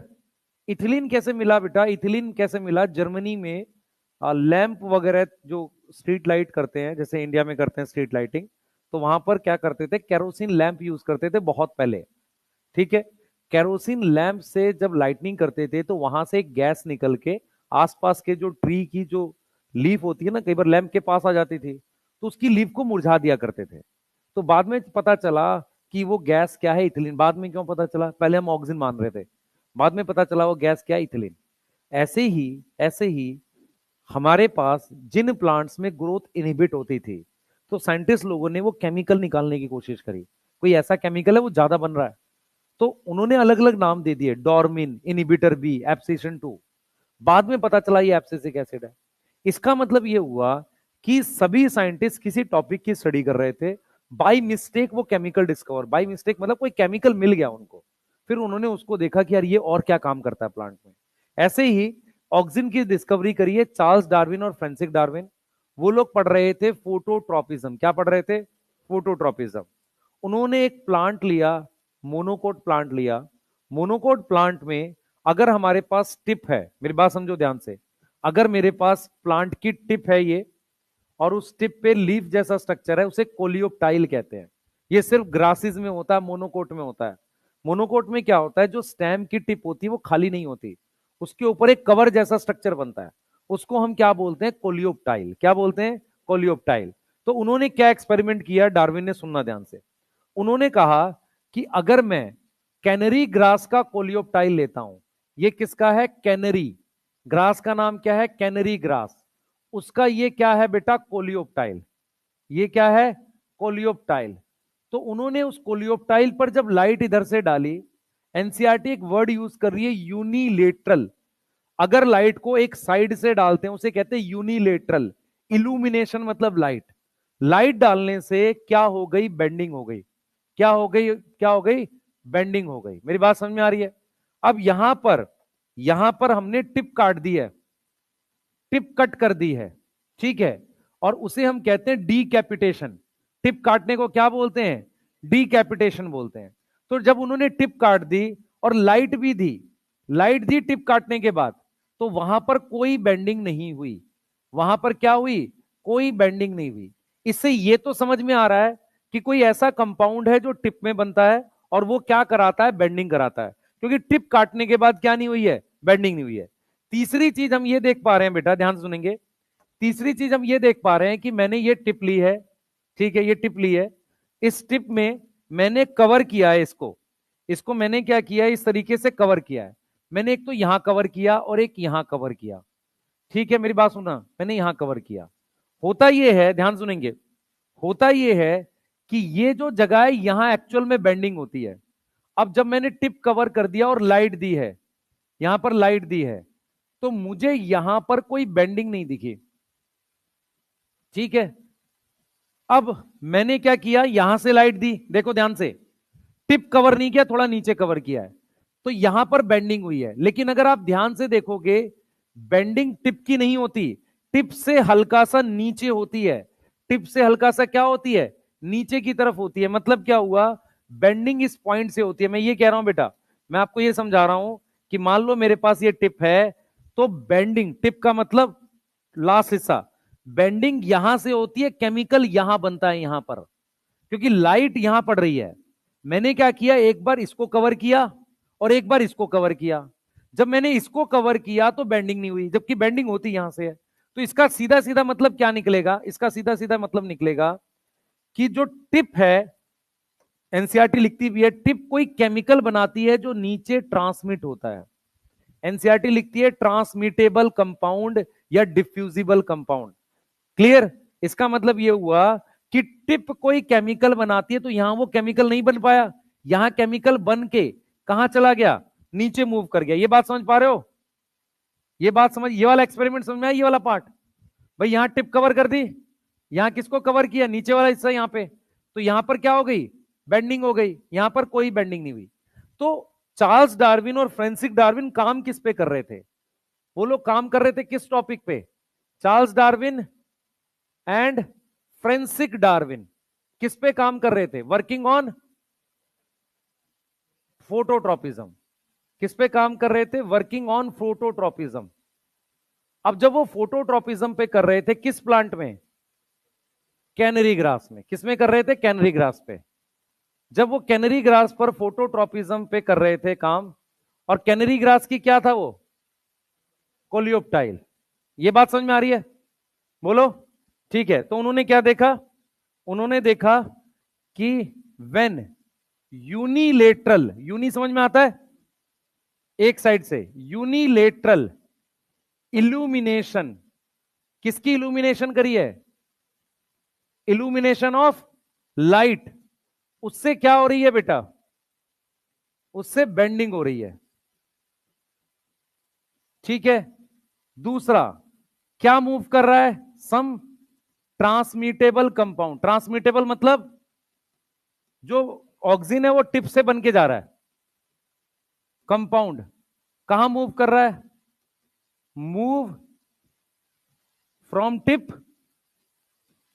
ये समझ में आ रहा है? मूव फ्रॉम टिप से कहां जा रहा है? डाउनवर्ड। ये वाली बात में किसी को डाउट है? ये वाले एक्सपेरिमेंट समझ में? अब मेरी बात सुनो ध्यान से सारे बच्चे, इधर देखना, इस चीज को समझना। तुम्हारे पास ये सेल्स हैं, ध्यान से देखो सारे बच्चे, ये सेल्स हैं, ये टिप की बात कर रहा हूं मैं। हमारे पास क्या होता है बच्चे? लाइट यहां से बन पड़ती है, ऑक्सीजन यहां बनता है, ऑक्सीजन यहां बनता है, बनकर नीचे जाता है और यहां लेंथ बढ़वाता है सेल की। समझ में आ रहा है मैं क्या बोल रहा हूं? सबसे पहले याद रखो, जिधर से लाइट आती है उसकी अपोजिट साइड बनता है। उससे क्या होता है बेटा? उस पर्टिकुलर जगह पर लेंथ बढ़ जाती है सेल्स की। जैसे सेल्स की लेंथ यहां टिप पर नहीं बढ़ी, यहां सेल्स की क्या बढ़ गई, लेंथ बढ़ गई, और यहां के सेल्स नॉर्मल लेंथ के हैं इस साइड वाले। तो इन दोनों लाइन को सेम उस पर रखने के लिए इसको बेंड करना पड़ेगा। किसी को समझ आया मैंने क्या किया है? मैंने क्या करा है कि ऑक्सीजन यहां से लग रहा है, सॉरी लाइट यहां से पड़ रही है, ये चीज क्या बनी है, ऑक्सीजन यहां टिप पर बना है, टिप से बन के कहां गया, नीचे, यहां काम कर रहा है। ऑक्सीजन क्या कर रहा है, यहां पर एक्ट कर रहा है, और वो क्या काम करा रहा है, वो क्या करा रहा है, सेल इलोंगेशन करा रहा है। क्या करा रहा है, सेल इलोंगेशन।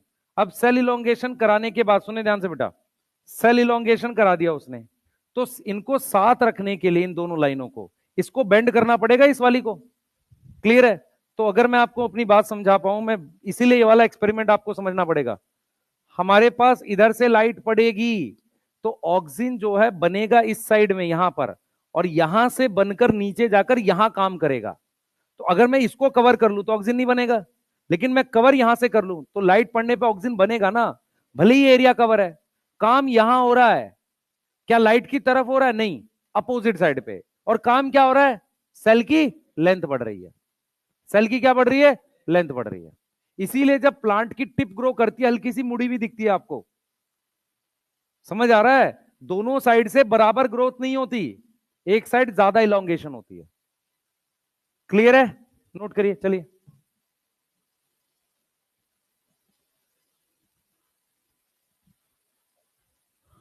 जल्दी करो बेटा, फास्ट। हाँ, उस तरफ होगा क्योंकि उसके अपोजिट साइड में वो,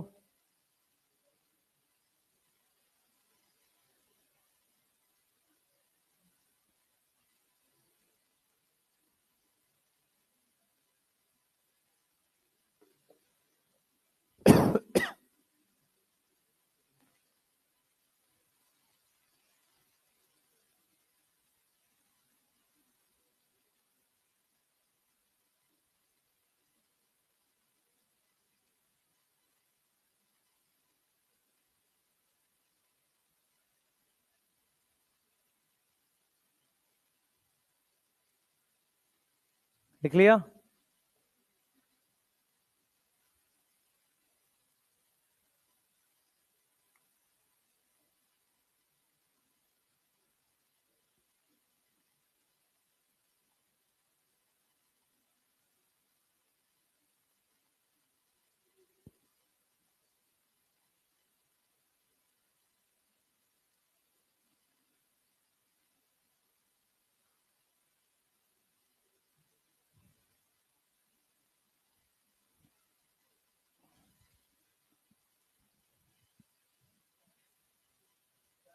हाँ बेटा,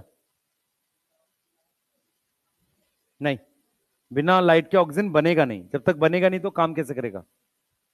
ठीक है, लिख लिया? लिखो जल्दी। ऑपोजिट साइड बनता मैकेनिज्म है, मैं किसको कैसे बोलूं आपको। ठीक है, जल्दी करो, जल्दी फास्ट। लिख लो बेटा जल्दी से। एनसीईआरटी पढ़ो, उसमें यूनिलेटरल लिखा हुआ है, ट्रांसमिटेबल कंपाउंड ऐसा कुछ लिख रहा है वो, उसका मतलब समझो, नहीं तो समझ नहीं आएगा।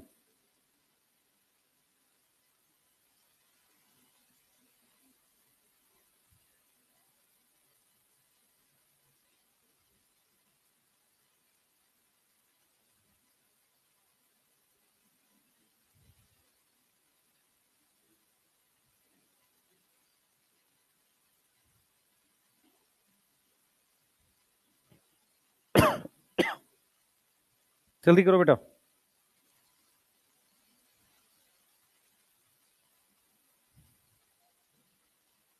लिख लिया? जिन्होंने लिखा पहला पैराग्राफ पढ़ेंगे। मैं वेंट के बारे में बता रहा हूं, वेंट ने क्या किया था। जल्दी करें बेटा।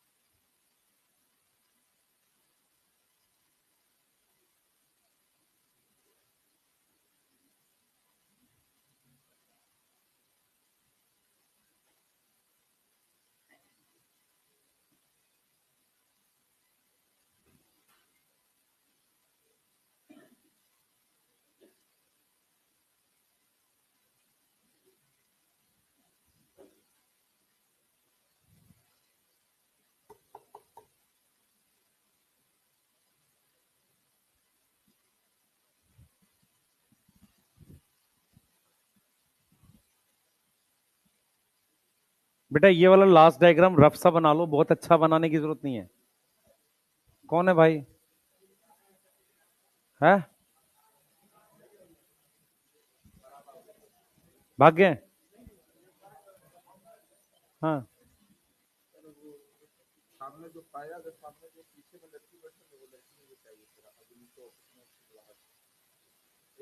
मेरी क्लास के बाद आप बात करिए, क्लास के बाद आप बात करिएगा, ठीक है? जो भी है, चलो पढ़ो जल्दी से।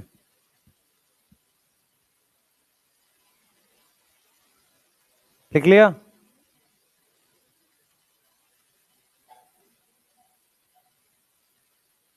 भाई लिख लिया? एनसीईआरटी बगल वाले से बात कर रहा है, क्या फायदा होगा उससे? पुरानी कॉपी रिवाइज करा कर। एफ डब्ल्यू वेंट का काम बता रहे हैं बेटा। हमने 3 साइंटिस्ट पढ़ लिए, चार्ल्स डार्विन पढ़ा, फ्रांसिस डार्विन, तीन तीन है यहाँ पे। एक वेंट है और एक और है, उसको देख रहे हैं। कोलियोप्टाइल समझ में आ रहा है? हाँ जल्दी करेंगे, जल्दी करो, जल्दी जल्दी फास्ट।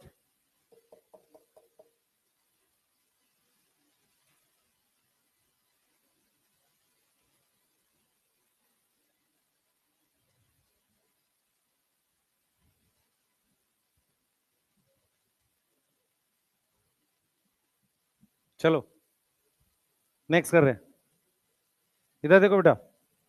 नेक्स्ट साइंटिस्ट हमारे पास है एफ डब्ल्यू वेंट। देखो इन्होंने क्या किया था, पहले समझो ध्यान से, चीज समझ नहीं आएगी तो लिखने में कोई फायदा नहीं होगा। एफ डब्ल्यू वेंट ने किस पे काम किया है? वर्कड ऑन कैनरी ग्रास, ओट। ओट का नाम है अवीना सटाइवा। क्या नाम है? अवीना सटाइवा नाम है ओट प्लांट का। ये किस में आता है बेटा? ग्रास फैमिली में आता है। ओट किस में आएगा? ग्रास फैमिली में, जैसे कैनरी ग्रास ही है। यार देखो ऐसे बहुत मुश्किल होगा पढ़ाना, बात करेंगे, पहले बता रहा हूं, ठीक है? सिलेबस आपका रह रहा है, आप नहीं पढ़ना चाहते तो कैसे कर पाएंगे? हाँ ना, लिखने का भी समय क्यों दे फिर? आप बात करेंगे, नहीं हेल्प कर पाएंगे बच्चे कुछ भी, ठीक है ना? तो ऐसे दिक्कत है आप लोगों को। ये मेरे पास प्लांट की टिप है, अब सुनो ध्यान से जो मैं बोल रहा हूं। यहां पर लाइट पड़ रही है, ठीक है? मैंने क्या किया है, यहां पे एक प्लेट लगा दी है, ये इसको कह रहे हैं माइका की प्लेट। माइका की प्लेट क्या करेगी? जो ऑक्सीजन डिफ्यूज कर रहा होगा ना उसको रोक देगी। ये स्टॉप कर देगी किसको? ऑक्सीजन का डिफ्यूजन। अगर वो ऑक्सीजन का डिफ्यूजन स्टॉप कर देगी तो क्या हो जाएगा? No bending. बेंडिंग होगी? नहीं होगी। हमने क्या किया फिर, उन्होंने क्या किया, ध्यान सुना। उन्होंने एक काम और किया, वेंट ने ये प्लांट ले लिया, बोर्ड पे ध्यान दो। उसमें इस तरीके से माइका की प्लेट तो लगा दी, माइका प्लास्टिक मान लो, माइका मान लो कोई प्लास्टिक जैसी प्लेट लगा दी। और उसके जस्ट ऊपर उन्होंने क्या किया है, इस तरीके से एक अगार की प्लेट लगा दी है। अगार क्या होता है बेटा? अगार जेली जैसा होता है, जो क्या कर लेगा? ऑक्सीजन को कलेक्ट कर लेगा। तो ये उन्होंने जो क्या किया है, सुने ध्यान से, ये उन्होंने अगार की प्लेट लगा दी है। ये प्लेट शब्द का मतलब है छोटे सा कुछ लगा दिया, अगार है उसमें। उससे क्या होगा? अगार की प्लेट क्या कर लेगी? कलेक्ट कर लेगी ऑक्सीजन। क्या कर लेगी? कलेक्ट कर लेगी ऑक्सीजन, ठीक है? अब क्या होगा? इस अगार प्लेट को प्लेस कर दिया है किस पे? प्लेट को प्लेस कर दिया है किस पे? उस पे ऑक्सीजन है, प्लेस्ड ऑन टिप, जो काट रखी है हमने पहले से। अब मेरे पास क्या है बच्चे, ध्यान से सुने, मेरे पास क्या है? ये वो टिप है जिसको हमने काट रखा है ऊपर से, ऐसे टिप काट रखी है ऐसे। अब इस पर मैं अगार प्लेट लगा देता हूं, इस पर मैं अगार प्लेट लगा देता हूं, बिना सनलाइट के बेंडिंग हो जाएगी। इसका मतलब क्या हुआ? वेंट ने क्या किया, वेंट ने क्या करके दिखाया बेटा, बेसिकली उसने ऑक्सीजन को आइसोलेट करके दिखाया अगार प्लेट पे, ये काम किया। दूसरा, बिना सनलाइट के बेंडिंग होने का मतलब क्या है, सनलाइट वो केमिकल बनवाती है, उसके बाद नहीं चाहिए मुझे सनलाइट। मेरी बात समझ में आ रही है? तो हमने क्या देखा है बेटा, विदाउट लाइट बेंडिंग हो गई ड्यू टू ऑक्सीजन कहां था, ऑक्सीजन कहां था, ऑन अगार प्लेट। तो ऑक्सीजन अगार प्लेट पर था, उसकी वजह से बेंडिंग हो गई। तो आपको वेंट के लिए क्या याद रखना है बच्चे, वेंट के लिए याद रखना है कि वेंट ने सबसे पहले, वेंट ने क्या किया था, ऑक्सीजन को आइसोलेट किया था। किसमें आइसोलेट किया था, ऑन अगार प्लेट। किस पे किया था, अगार प्लेट पे। अब क्या हुआ, मेरी बात सुनेंगे ध्यान से। सबसे पहले अपने दिमाग में बिठाओ कि ऑक्सीजन जो होता है ना, वो एक सिंगल कंपाउंड नहीं है, हमारे पास बहुत सारे ग्रुप ऑफ कंपाउंड को हम ऑक्सीजन बोलते हैं। तो हमारे पास पेशेंट था जिसको डिजीज थी पेलेग्रा, एक पेशेंट था जिसको डिजीज क्या थी, पेलेग्रा, पेलेग्रा नाम की डिजीज थी। उसके यूरिन से first time oxygen pure form में आइसोलेट हुआ। तो अगर मैं आपसे बोलूं, ध्यान सुनेंगे, डार्विन जो है उन्होंने ऑक्सीजन को डिस्कवर किया है। तो ऑक्सीजन को डिस्कवर किसने किया है, डार्विन ने, ठीक है। वेंट ने क्या किया है, ऑक्सीजन को आइसोलेट किया है किस पर, अगार प्लेट पे। किस पे किया है, अगार प्लेट पे, ठीक है, फ्री फॉर्म में नहीं मिला। तो एक साइंटिस्ट थे कोगल एंड स्मिथ, अब ये एनसीईआरटी में नहीं है, चाहो छोड़ सकते हो नाम। तो उन्होंने क्या किया, फर्स्ट टाइम, फर्स्ट टाइम क्या किया, ऑक्सीजन को आइसोलेट किया। किससे आइसोलेट किया बेटा, फर्स्ट टाइम ऑक्सीजन को आइसोलेट किया ह्यूमन यूरिन से। और जो वो ऑक्सीजन आइसोलेट किया वो कौन सा वाला था, इंडोल एसिटिक एसिड। क्या था वो, इंडोल एसिटिक एसिड था। क्या मेरी बात समझ पा रहे हो? तो पहला ऑक्सीजन जो उन्होंने आइसोलेट किया वो आई ए था, क्या था बेटा, आई ए था, इंडोल एसिटिक एसिड। तो कोगल और स्मिथ ने पहली बार ऑक्सीजन आइसोलेट किया है ह्यूमन यूरिन से। और वो ह्यूमन यूरिन से जो उन्होंने आइसोलेट किया है, आइसोलेट किया, उसका नाम है इंडोल एसिटिक एसिड। क्या नाम है, इंडोल एसिटिक एसिड। कोई डाउट है किसी को? तो तीन साइंटिस्ट हैं जिस पे आपने ध्यान रखना है, एक रखना है डार्विन, एक रखना है वेंट, और इन्होंने अलग अलग प्लांट पे काम किया है। वेंट ने किस पे काम किया है, ओट, वेंट ने किस पे काम किया है, ओट पे, और इन्होंने किस पे काम किया है, कैनरी ग्रास पे। क्लियर है? ये चीजें हैं जो डिस्कवरी की इतनी याद रखनी है। चार्ल्स डार्विन और वो किस पे काम कर रहे थे, फोटोट्रॉपिज्म पे। क्लियर है? सही है। वेंट ने क्या किया, देखो सबसे पहले ये माइका, माइका क्या होता है, प्लास्टिक मान लो, तो प्लास्टिक की वजह से नीचे नहीं जाएगा ना, ठीक है। अब यहां पर उन्होंने अगार प्लेट, तो जो केमिकल को इकट्ठा कर लिया, अब ये प्लास्टिक लगाने की क्या जरूरत है, नहीं तो बाहर निकल जाता, वो नीचे आ जाता। अब उन्होंने अगार प्लेट पे ऑक्सीजन को कलेक्ट कर लिया। अब अगार प्लेट को किसी कटी हुई टिप पे लगा दिया। ये कैसा प्लांट है, डीकैपिटेटेड है, डीकैपिटेटेड मतलब टिप काट रखी है, उस पर हमने ये अगार प्लेट लगा दी, तो क्या हो गई, बेंडिंग हो गई। क्लियर है? First time oxygen pure form में, मतलब जिसको यूज कर सकते हैं, प्योर फॉर्म में मिला है ह्यूमन यूरिन से। अब ह्यूमन यूरिन में ऑक्सीजन कैसे आ जाएगा? एक्चुअल में क्या होता है, हमारी बॉडी में बहुत सारे रिएक्शन चलते हैं, किसी रिएक्शन का ये बाई प्रोडक्ट हो सकता है, और वो उस पेशेंट में बना था ज्यादा अमाउंट में, जो सफर कर रहा था किससे, पेलेग्रा, एक विटामिन की डेफिशिएंसी है। क्लियर है? ठीक है, बनाओ जल्दी से, चलो बेटा, पीछे लिख भी नहीं रहे हैं कुछ बच्चे, तो देखो ऊपर से हुड पहन रखा भाई तूने, आ गया इधर, मेरे पास आ, तेरे को बोल रहा हूँ, पीछे देख रहा है इधर। हाँ तो ये इधर आ गया। हाँ, तो जल्दी आ बेटा, थोड़ा सा उधर अंदर हो जा, उधर यहाँ पे आ, जल्दी मेरे पास आ। ये क्यों ठंडा लग रहा है, इसलिए ना देखना ले सर, सब पता मुझे, कोई ठंडा नहीं लग रहा। हाँ, बस बातें बनवा लो, लिखो जल्दी से।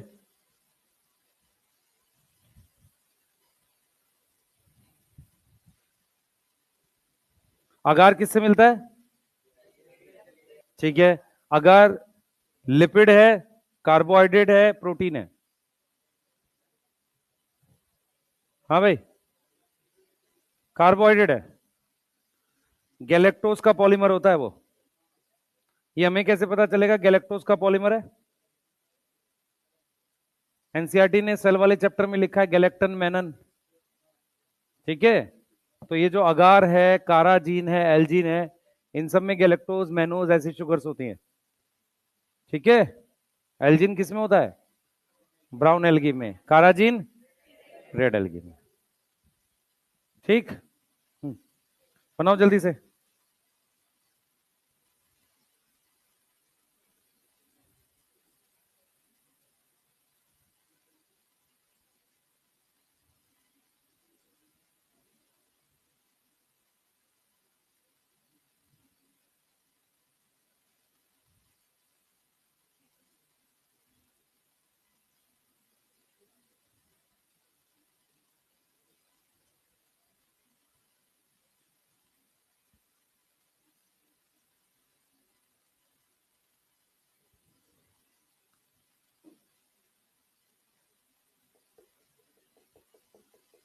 लिख ले बेटा।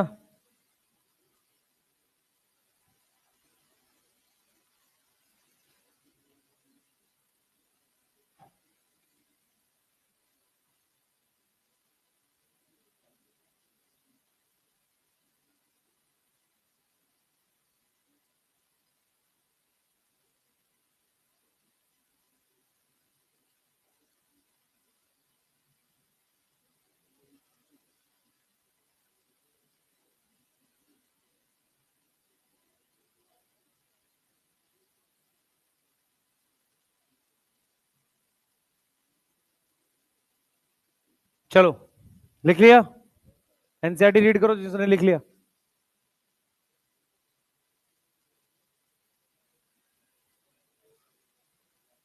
कोगल स्मिथ लिखा हुआ है, KOGEL, आएगा नहीं? एनसीईआरटी में नहीं है, नहीं आएगा। फिर लिखा क्यों, वैसे ही लिख दिया? तुम लोग नोट्स मैच करते होगे ना, कहाँ ज्यादा लिखवाते हैं? नहीं करता कोई ऐसा काम है? कर रहा करो। और 3 साइंटिस्ट लिखवा दो, बॉयसन जेनसन, पता नहीं क्या क्या नाम है। किसी के पास पुराने नोट्स होंगे, उसमें नाम भी होगा बॉयसन जेनसन।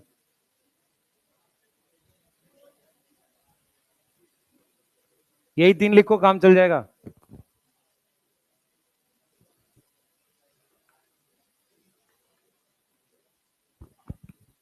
चलो,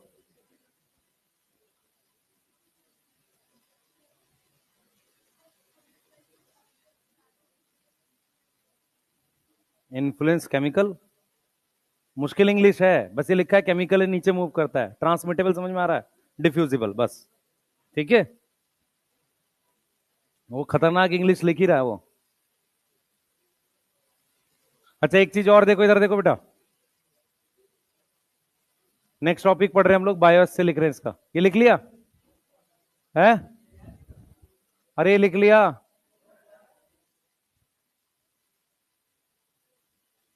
बच्चे नोट्स लिख लो इस चैप्टर के, आपको इसकी एनसीईआरटी भी नहीं पढ़नी। एक और सुन लो ध्यान से, इस चैप्टर के नोट्स 2-3 बार रीड कर लेना, उसके बाहर नहीं जाएगा। मैं प्रॉपर सारी चीजें कवर करूंगा इसमें। ठीक है, इसके एनसीईआरटी में है ही नहीं कुछ भी। क्लियर है? वो सारी चीजें हम यहीं करा देंगे। तो कम से कम ये बताओ तुम्हें पढ़नी कौन से चैप्टर की एनसीईआरटी है। प्रिंसिपल ऑफ इनहेरिटेंस में पहले 5-6 पेज पढ़ने ही नहीं होते एनसीईआरटी के। अजीब सा उसमें A+B का स्क्वायर लगा के कुछ लिखा हुआ है, वो सब नहीं करना होता। कहां से चालू होती है उसकी एनसीईआरटी प्रॉपर तरीके से? को डोमिनेंस, इनकम्प्लीट डोमिनेंस, वहां से पढ़नी होती है, या वो लॉ से पढ़नी होती है, बस। तो तुम्हें कम से कम एक दिन नहीं होगा तो अपनी 11th की एनसीईआरटी ले आना, मैं बता दूंगा कौन से पेजेस जरूर पढ़ लेना। ये भी काम कर देंगे।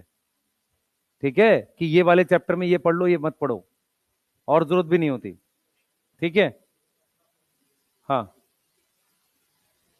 दिक्कत ये है तुम्हें उतनी भी नहीं पढ़नी। आ जाओ, बायोएस से। बायोएस से क्या होता है, टॉपिक पढ़ रहे हैं छोटे छोटे। हाँ भाई, बायो लिविंग एसे टेस्ट। सुन लो ध्यान से। अरे सुन लो, तुम्हारे सिलेबस में एक वर्ड है एलिसा। एलिसा के लास्ट में है एस ए जो है वो टेस्ट है ना? सही है। Enzyme linked immunosorbent assay. Assay शब्द का मतलब टेस्ट होता है। बोर्ड पे ध्यान दो सारे, इधर बस सुनो ध्यान से, बस इधर सुनो सारे। हमारे पास क्या है, ध्यान सुनेंगे, सुनो। अरे बस, हमारे पास क्या दे रखा है, प्रीवियस ईयर में पिछले 10 साल में सिर्फ 2 क्वेश्चन ऐसे या एक आया है जिसमें उसने किसी हार्मोन का बायो एस्से पूछा है। हार्मोन के बायो एस्से का मतलब होता है कि ये हार्मोन प्लांट पर क्या काम करता है और कितनी कंसंट्रेशन पे वो काम करता है, हाई लो कोई वैल्यू होती है। तो बायो एस्से का सिंपल मतलब होता है, बायो एस्से क्या है, एक तरह का टेस्ट है। एस्से शब्द का मतलब क्या होता है, टेस्ट। तो बायो एस्से क्या होता है कि हमारे पास हम क्या करते हैं, टेस्ट करते हैं, टेस्ट ऑफ हार्मोन किस पर, क्या चीज फाइंड करने के लिए, फाइंड फंक्शन, मत बात करो, एंड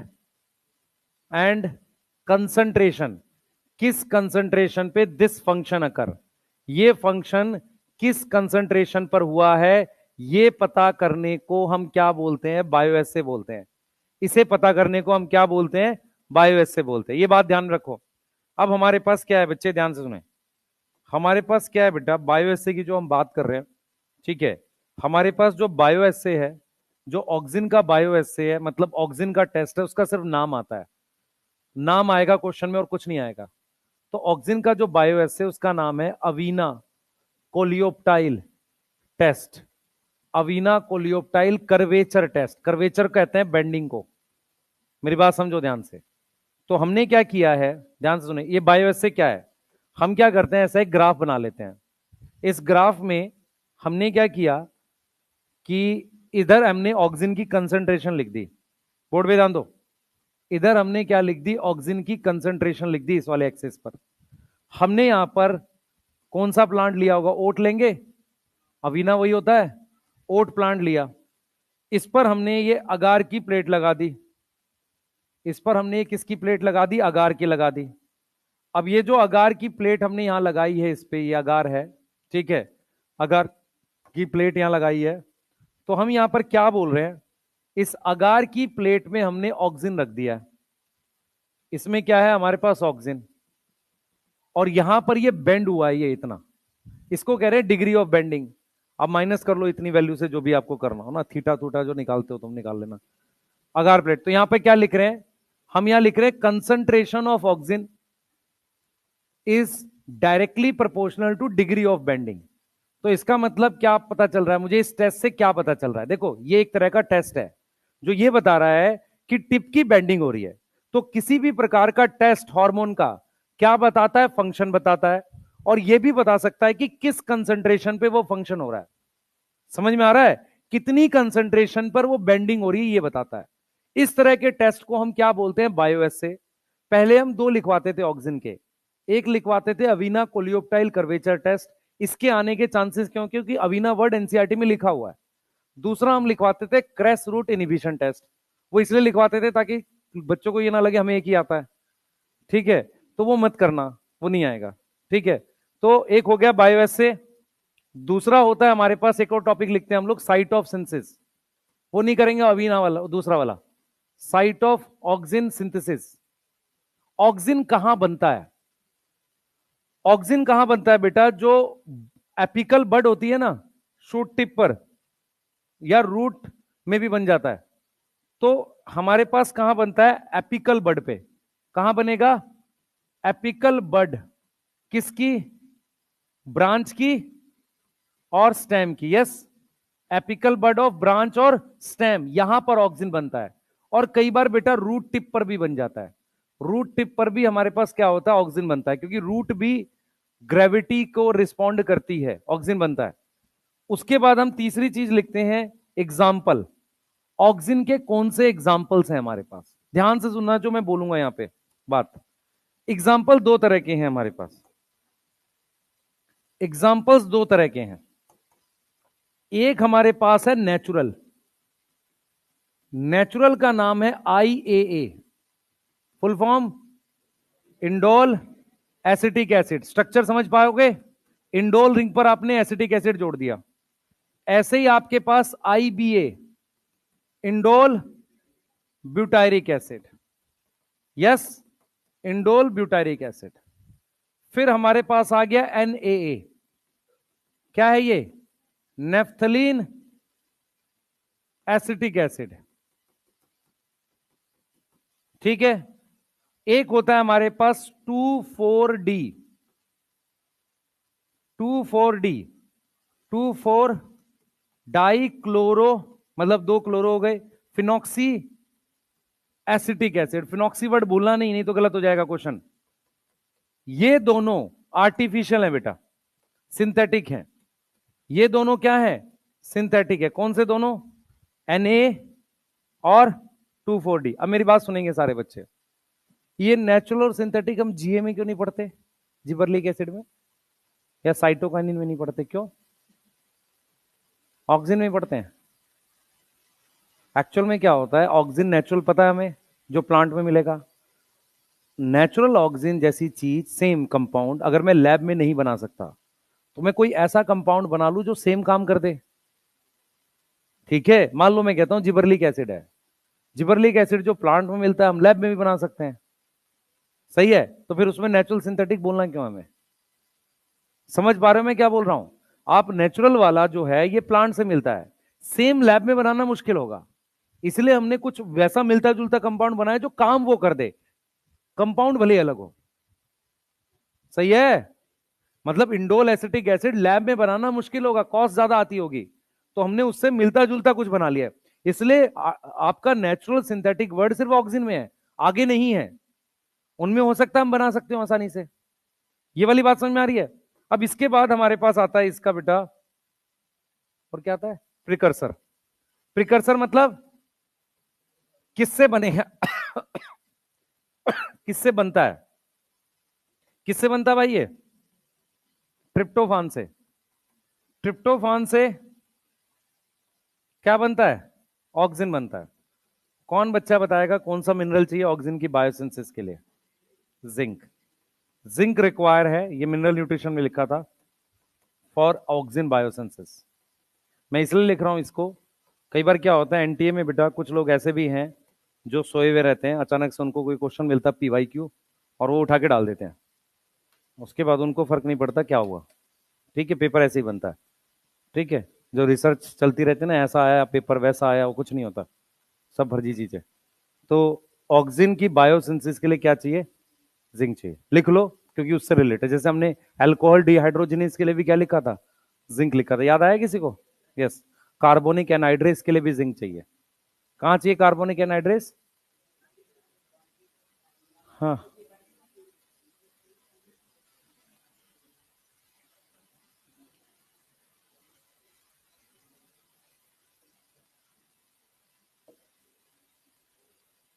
बताओ। आरबीसी में, ठीक है। और प्लांट में भी होगा। बाइकार्बोनेट तो सब जगह बनता है, प्लांट में बन तो रहा था C4 साइकिल में, H2CO3 नहीं बन रहा था, वहां भी होना चाहिए। कुछ और नाम से होगा एंजाइम, जरूरी नहीं है सेम हो। बनाओ जल्दी से। H2CO3 वहां नहीं बना रहे थे? बना रहे थे ना, वही कंबाइन करता है उसमें से SCO3 माइनस किससे करता है? PP से। कौन सा एंजाइम था C4 साइकिल में पहला? पैपकेज। पैपकेज था ना, कौन से सेल में? मीजोफिल बंडल छेद? मीजोफिल में, सही है, बढ़िया। चलिए हाँ बेटा, ट्रिप्टोफान अमीनो एसिड है, और इंडोल ऑक्सीजन जो है उसमें क्या हुआ, उस पर एसिटिक एसिड जुड़ा हुआ है। हाँ हाँ, ट्रिप्टोफान अमीनो एसिड है बेटा। अमीनो एसिड जो है प्रिकर्सर होता है, मतलब किससे बना है? Tryptophan amino acid give oxygen. तो अमीनो एसिड तो प्लांट में नेचुरली बनता ही है ना भाई। अगर मैं पूछूं कि ये किससे बना है ऑक्सीजन, तुम कहते हो कार्बन से, पर मैं ये थोड़ी पूछ रहा हूं तुमसे, कार्बन से तो सब कुछ बना हुआ है, ठीक है ना। इंडोल एसिटिक एसिड जो है वो ऑक्सीजन का नाम है। ऑक्सीजन क्या है? एक कंपाउंड ग्रुप है, तो उसका एक एग्जाम्पल इंडोल एसिटिक एसिड है। तो आईए में इंडोल रिंग कहां से आती है? ट्रिप्टोफान से। जैसे मान ले ये रिंग हो गई बेंजीन की, ये इंडोल रिंग हो गई, तो अमीनो एसिड में यही रिंग यूज हो जाती है ऑक्सीजन बनाने में। ये पढ़ा रहा हूं मैं बस। हाँ बच्चे। और हाँ, ऑक्सीजन का अमाउंट, नहीं नहीं, वीडी साइड डाइकोट के लिए, मोनोकोट के लिए नहीं है, पहली बात। दूसरा, ऑक्सीजन हाई कंसंट्रेशन में एज अ वीडी साइड करता है, नॉर्मल में नहीं। मतलब बहुत ज्यादा अमाउंट में अगर किसी प्लांट पर ऑक्सीजन डाल दोगे, उसकी लीफ गिर जाएंगी डाइकोट की, उसे ही हम कह रहे हैं एज अ वीडी साइड काम करता है। ठीक है, लिख लिया सबने? फंक्शन कर रहे हैं जल्दी से, जल्दी बेटा, फास्ट, जल्दी जल्दी।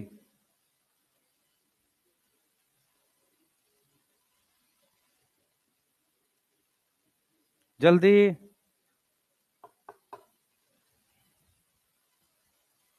इधर देखेंगे। लिख लिया? रोल पढ़ रहे हैं बेटा एक बार इसके। अरे ये डायग्राम क्यों दे रखा है एनसीईआरटी में, किसी को कुछ समझ आता है इसमें? लाइट प्रेजेंट है, बेंडिंग हो रही है, टिप काट दी, बेंडिंग नहीं हो रही है, उसने टिप कवर कर दी, बेंडिंग नहीं हो रही है। ये समझ में आ रहा है? उसने कुछ बना दिया अपना, समझ लेना अपने आप ऐसा करके। ये देखो ना, ये बेंडिंग हो रही है, टिप काट दी है, बेंडिंग नहीं हो रही है, टिप ऊपर से कवर कर दिया, बेंडिंग नहीं हो रही है, थोड़ा नीचे से कवर, देखो ये ट्रांसपेरेंट टिप लगा दिए कवर करके, कुछ ऐसा कर रहा है, पता नहीं क्या किया हुआ है, नई टिप लगा दी है। ठीक है, हेडिंग डालो ये भाई, 1 मिनट। ऑक्सीजन के 7 रोल है, 7 रोल प्रॉपर याद करने हमने। ऑक्सीजन के 7 रोल दे रखे हैं एनसीईआरटी में। चलिए, यहां पर हम क्या लिख रहे हैं, ऑक्सीजन। ये बनाओ जल्दी से अपनी कॉपी में, 7 रोल लिखेंगे एक साथ। बेटा तुम्हारे मन में छुट्टी का सवाल आता रहता है, आने दो। कल हमारी बात हुई थी, तुमने एग्री किया था 2 बजे तक पढ़ेंगे। चलो चलो, 5 मिनट 10 मिनट पढ़ेंगे, चलो ठीक है। हाँ बेटा, ये मैंने बोला है 5-10 मिनट, तुम 2 बजे तक पढ़ना चाहो तो पढ़ा दूंगा, कोई दिक्कत नहीं। इसलिए चिल्ला रहे हो ना 2 बजे तक पढ़ने के लिए। हाँ यस। अच्छा, 2:30 बजे तक पढ़ना है? ठीक है चलो, आओ बस। क्या टेबल पीट थे, इधर पढ़ लो, इधर पढ़ो। सबसे पहले सुनो ध्यान से, अरे सुनते रहो ध्यान से। सबसे पहला रोल जो है, यहां से सुनेंगे सब लोग। पहले हम रोल लिख रहे हैं, इसकी फिर एक्सप्लेनेशन करेंगे। पहले 7 रोल लिखो। Rooting in stem cutting. Rooting in stem cutting का क्या मतलब होता है? स्टेम कटिंग कहां बनती है? एक रोज में बनती है, गुआवा वगैरह में, सिट्रस में, नींबू में। सुन लो ध्यान से, बोर्ड पे ध्यान रखो बेटा। ऑक्सिन क्या प्रमोट करता है? ऑक्सिन प्रमोट करता है रूटिंग इन स्टेम कटिंग। हमारे पास क्या होता है, रोज वगैरह की जो स्टेम होती है ना, इस पे ऑक्सिन रूट बनवा सकता है। ये रूट कैसी होती है? नॉर्मल रूट नहीं होती, एडवेंटिशियस रूट होती है। आप लोगों को शायद पता नहीं है, नॉर्मल रूट आती है रेडिकल से, ये वाली कौन सी रूट होती है? एडवेंटिशियस रूट होती है। यस, कौन सी होती है? Adventitious root. कल मैं सारा एक्सप्लेन भी करूंगा एक बार आज सिर्फ लिख लो, इनको नोट कर लो। उसके अलावा हमारे पास क्या है? फ्लावरिंग इन पाइनएप्पल। ऑक्सिन जो है फ्लावरिंग करता है किसमें? पाइनएप्पल में। पाइनएप्पल में फ्लावरिंग और कौन करता है? इथिलीन भी करता है। और कौन सा हार्मोन करता है? इथिलीन। तीसरा रोल हम लोग लिख रहे हैं, प्रमोट। प्रमोट मतलब बढ़ाएगा। Promote abscission, abscission of old leaf and fruit. पुराने लीफ और फ्रूट को गिरा देगा। Prevent abscission, prevent abscission of किसका? Young leaf and fruit. Young leaf और फ्रूट को गिरने नहीं देगा। मैं एक्सप्लेन करूंगा प्रॉपर तरीके से सारे फंक्शन, पहले अभी एक बार लिख लो। उसके बाद एक रोल है पार्थिनोकार्पी। हाँ भाई, पार्थिनोकार्पी क्या होता है? Seedless fruit. और एपोमिक्सिस क्या होता है? सिमिलरिटी बिटवीन एपोमिक्सिस और पार्थिनोकार्पी, दोनों में फर्टिलाइजेशन नहीं होती। हाँ, और पार्थिनोकार्पी, हाँ तो दोनों में फर्टिलाइजेशन नहीं हुई, है ना? दोनों में फर्टिलाइजेशन नहीं। पार्थेनोकार्पी एसेक्सुअल रिप्रोडक्शन है। सीड कहां बन रहा है? रिप्रोडक्शन कैसे है? पार्थेनोकार्पी रिप्रोडक्शन कैसे है? नहीं है, क्योंकि सिर्फ फ्रूट बन रहा है ना। सीड बनेगा तो रिप्रोडक्शन होगी ना, नया प्लांट। भाई नहीं मानेगा, मना भी कर रहा है। बस पार्थेनोकार्पी हो गया। एक और लिख लो बेटा, एपिकल डोमिनेंस। क्या है? Apical dominance. में एक्सप्लेन करूंगा ये सारा कल। 6 हमारे पास है act as weedicide against dicot, और इसमें एनसीईआरटी ने प्रॉपर मेंशन किया है 2,4-D को, 2,4-D को। और 6 हमारे पास है, 7th हमारे पास है जाइलम डिफरेंशिएशन करवाता है। जाइलम डिफरेंशिएशन का मतलब जाइलम बनवाता है, और उसके साथ कराता है सेल इलोंगेशन। सेल डिवीजन लिखा हुआ है, पर हमेशा याद रखना ऑक्सिन सेल डिवीजन में कौन सा काम करता है? इलोंगेशन वाला। जैसे किसी भी सेल को डिवाइड करने के लिए, सुन लो ध्यान से, किसी भी सेल को डिवाइड करने के लिए उसकी लेंथ बढ़ानी पड़ती है पहले, बिना उसके डिवीजन करने का कोई फायदा नहीं। तो सेल डिवीजन लिखा हुआ है, मेरी बात सुने, सेल डिवीजन करने का मतलब साइटोकाइनेसिस। वो कौन करता है? वो ऑक्सिन करता है। वो कौन करता है? ऑक्सिन करता है, सॉरी साइटोकाइनिन करता है सेल को डिवाइड कराना। लेंथ कौन बढ़वाता है? ऑक्सिन। दोनों मिलके सेल डिवाइड कराते हैं, सही है। इलोंगेशन कौन कराएगा? ऑक्सिन। और डिवीजन कौन कराएगा? साइटोकाइनिन। कर लो, इतना कर लो, कल करेंगे इसको आगे।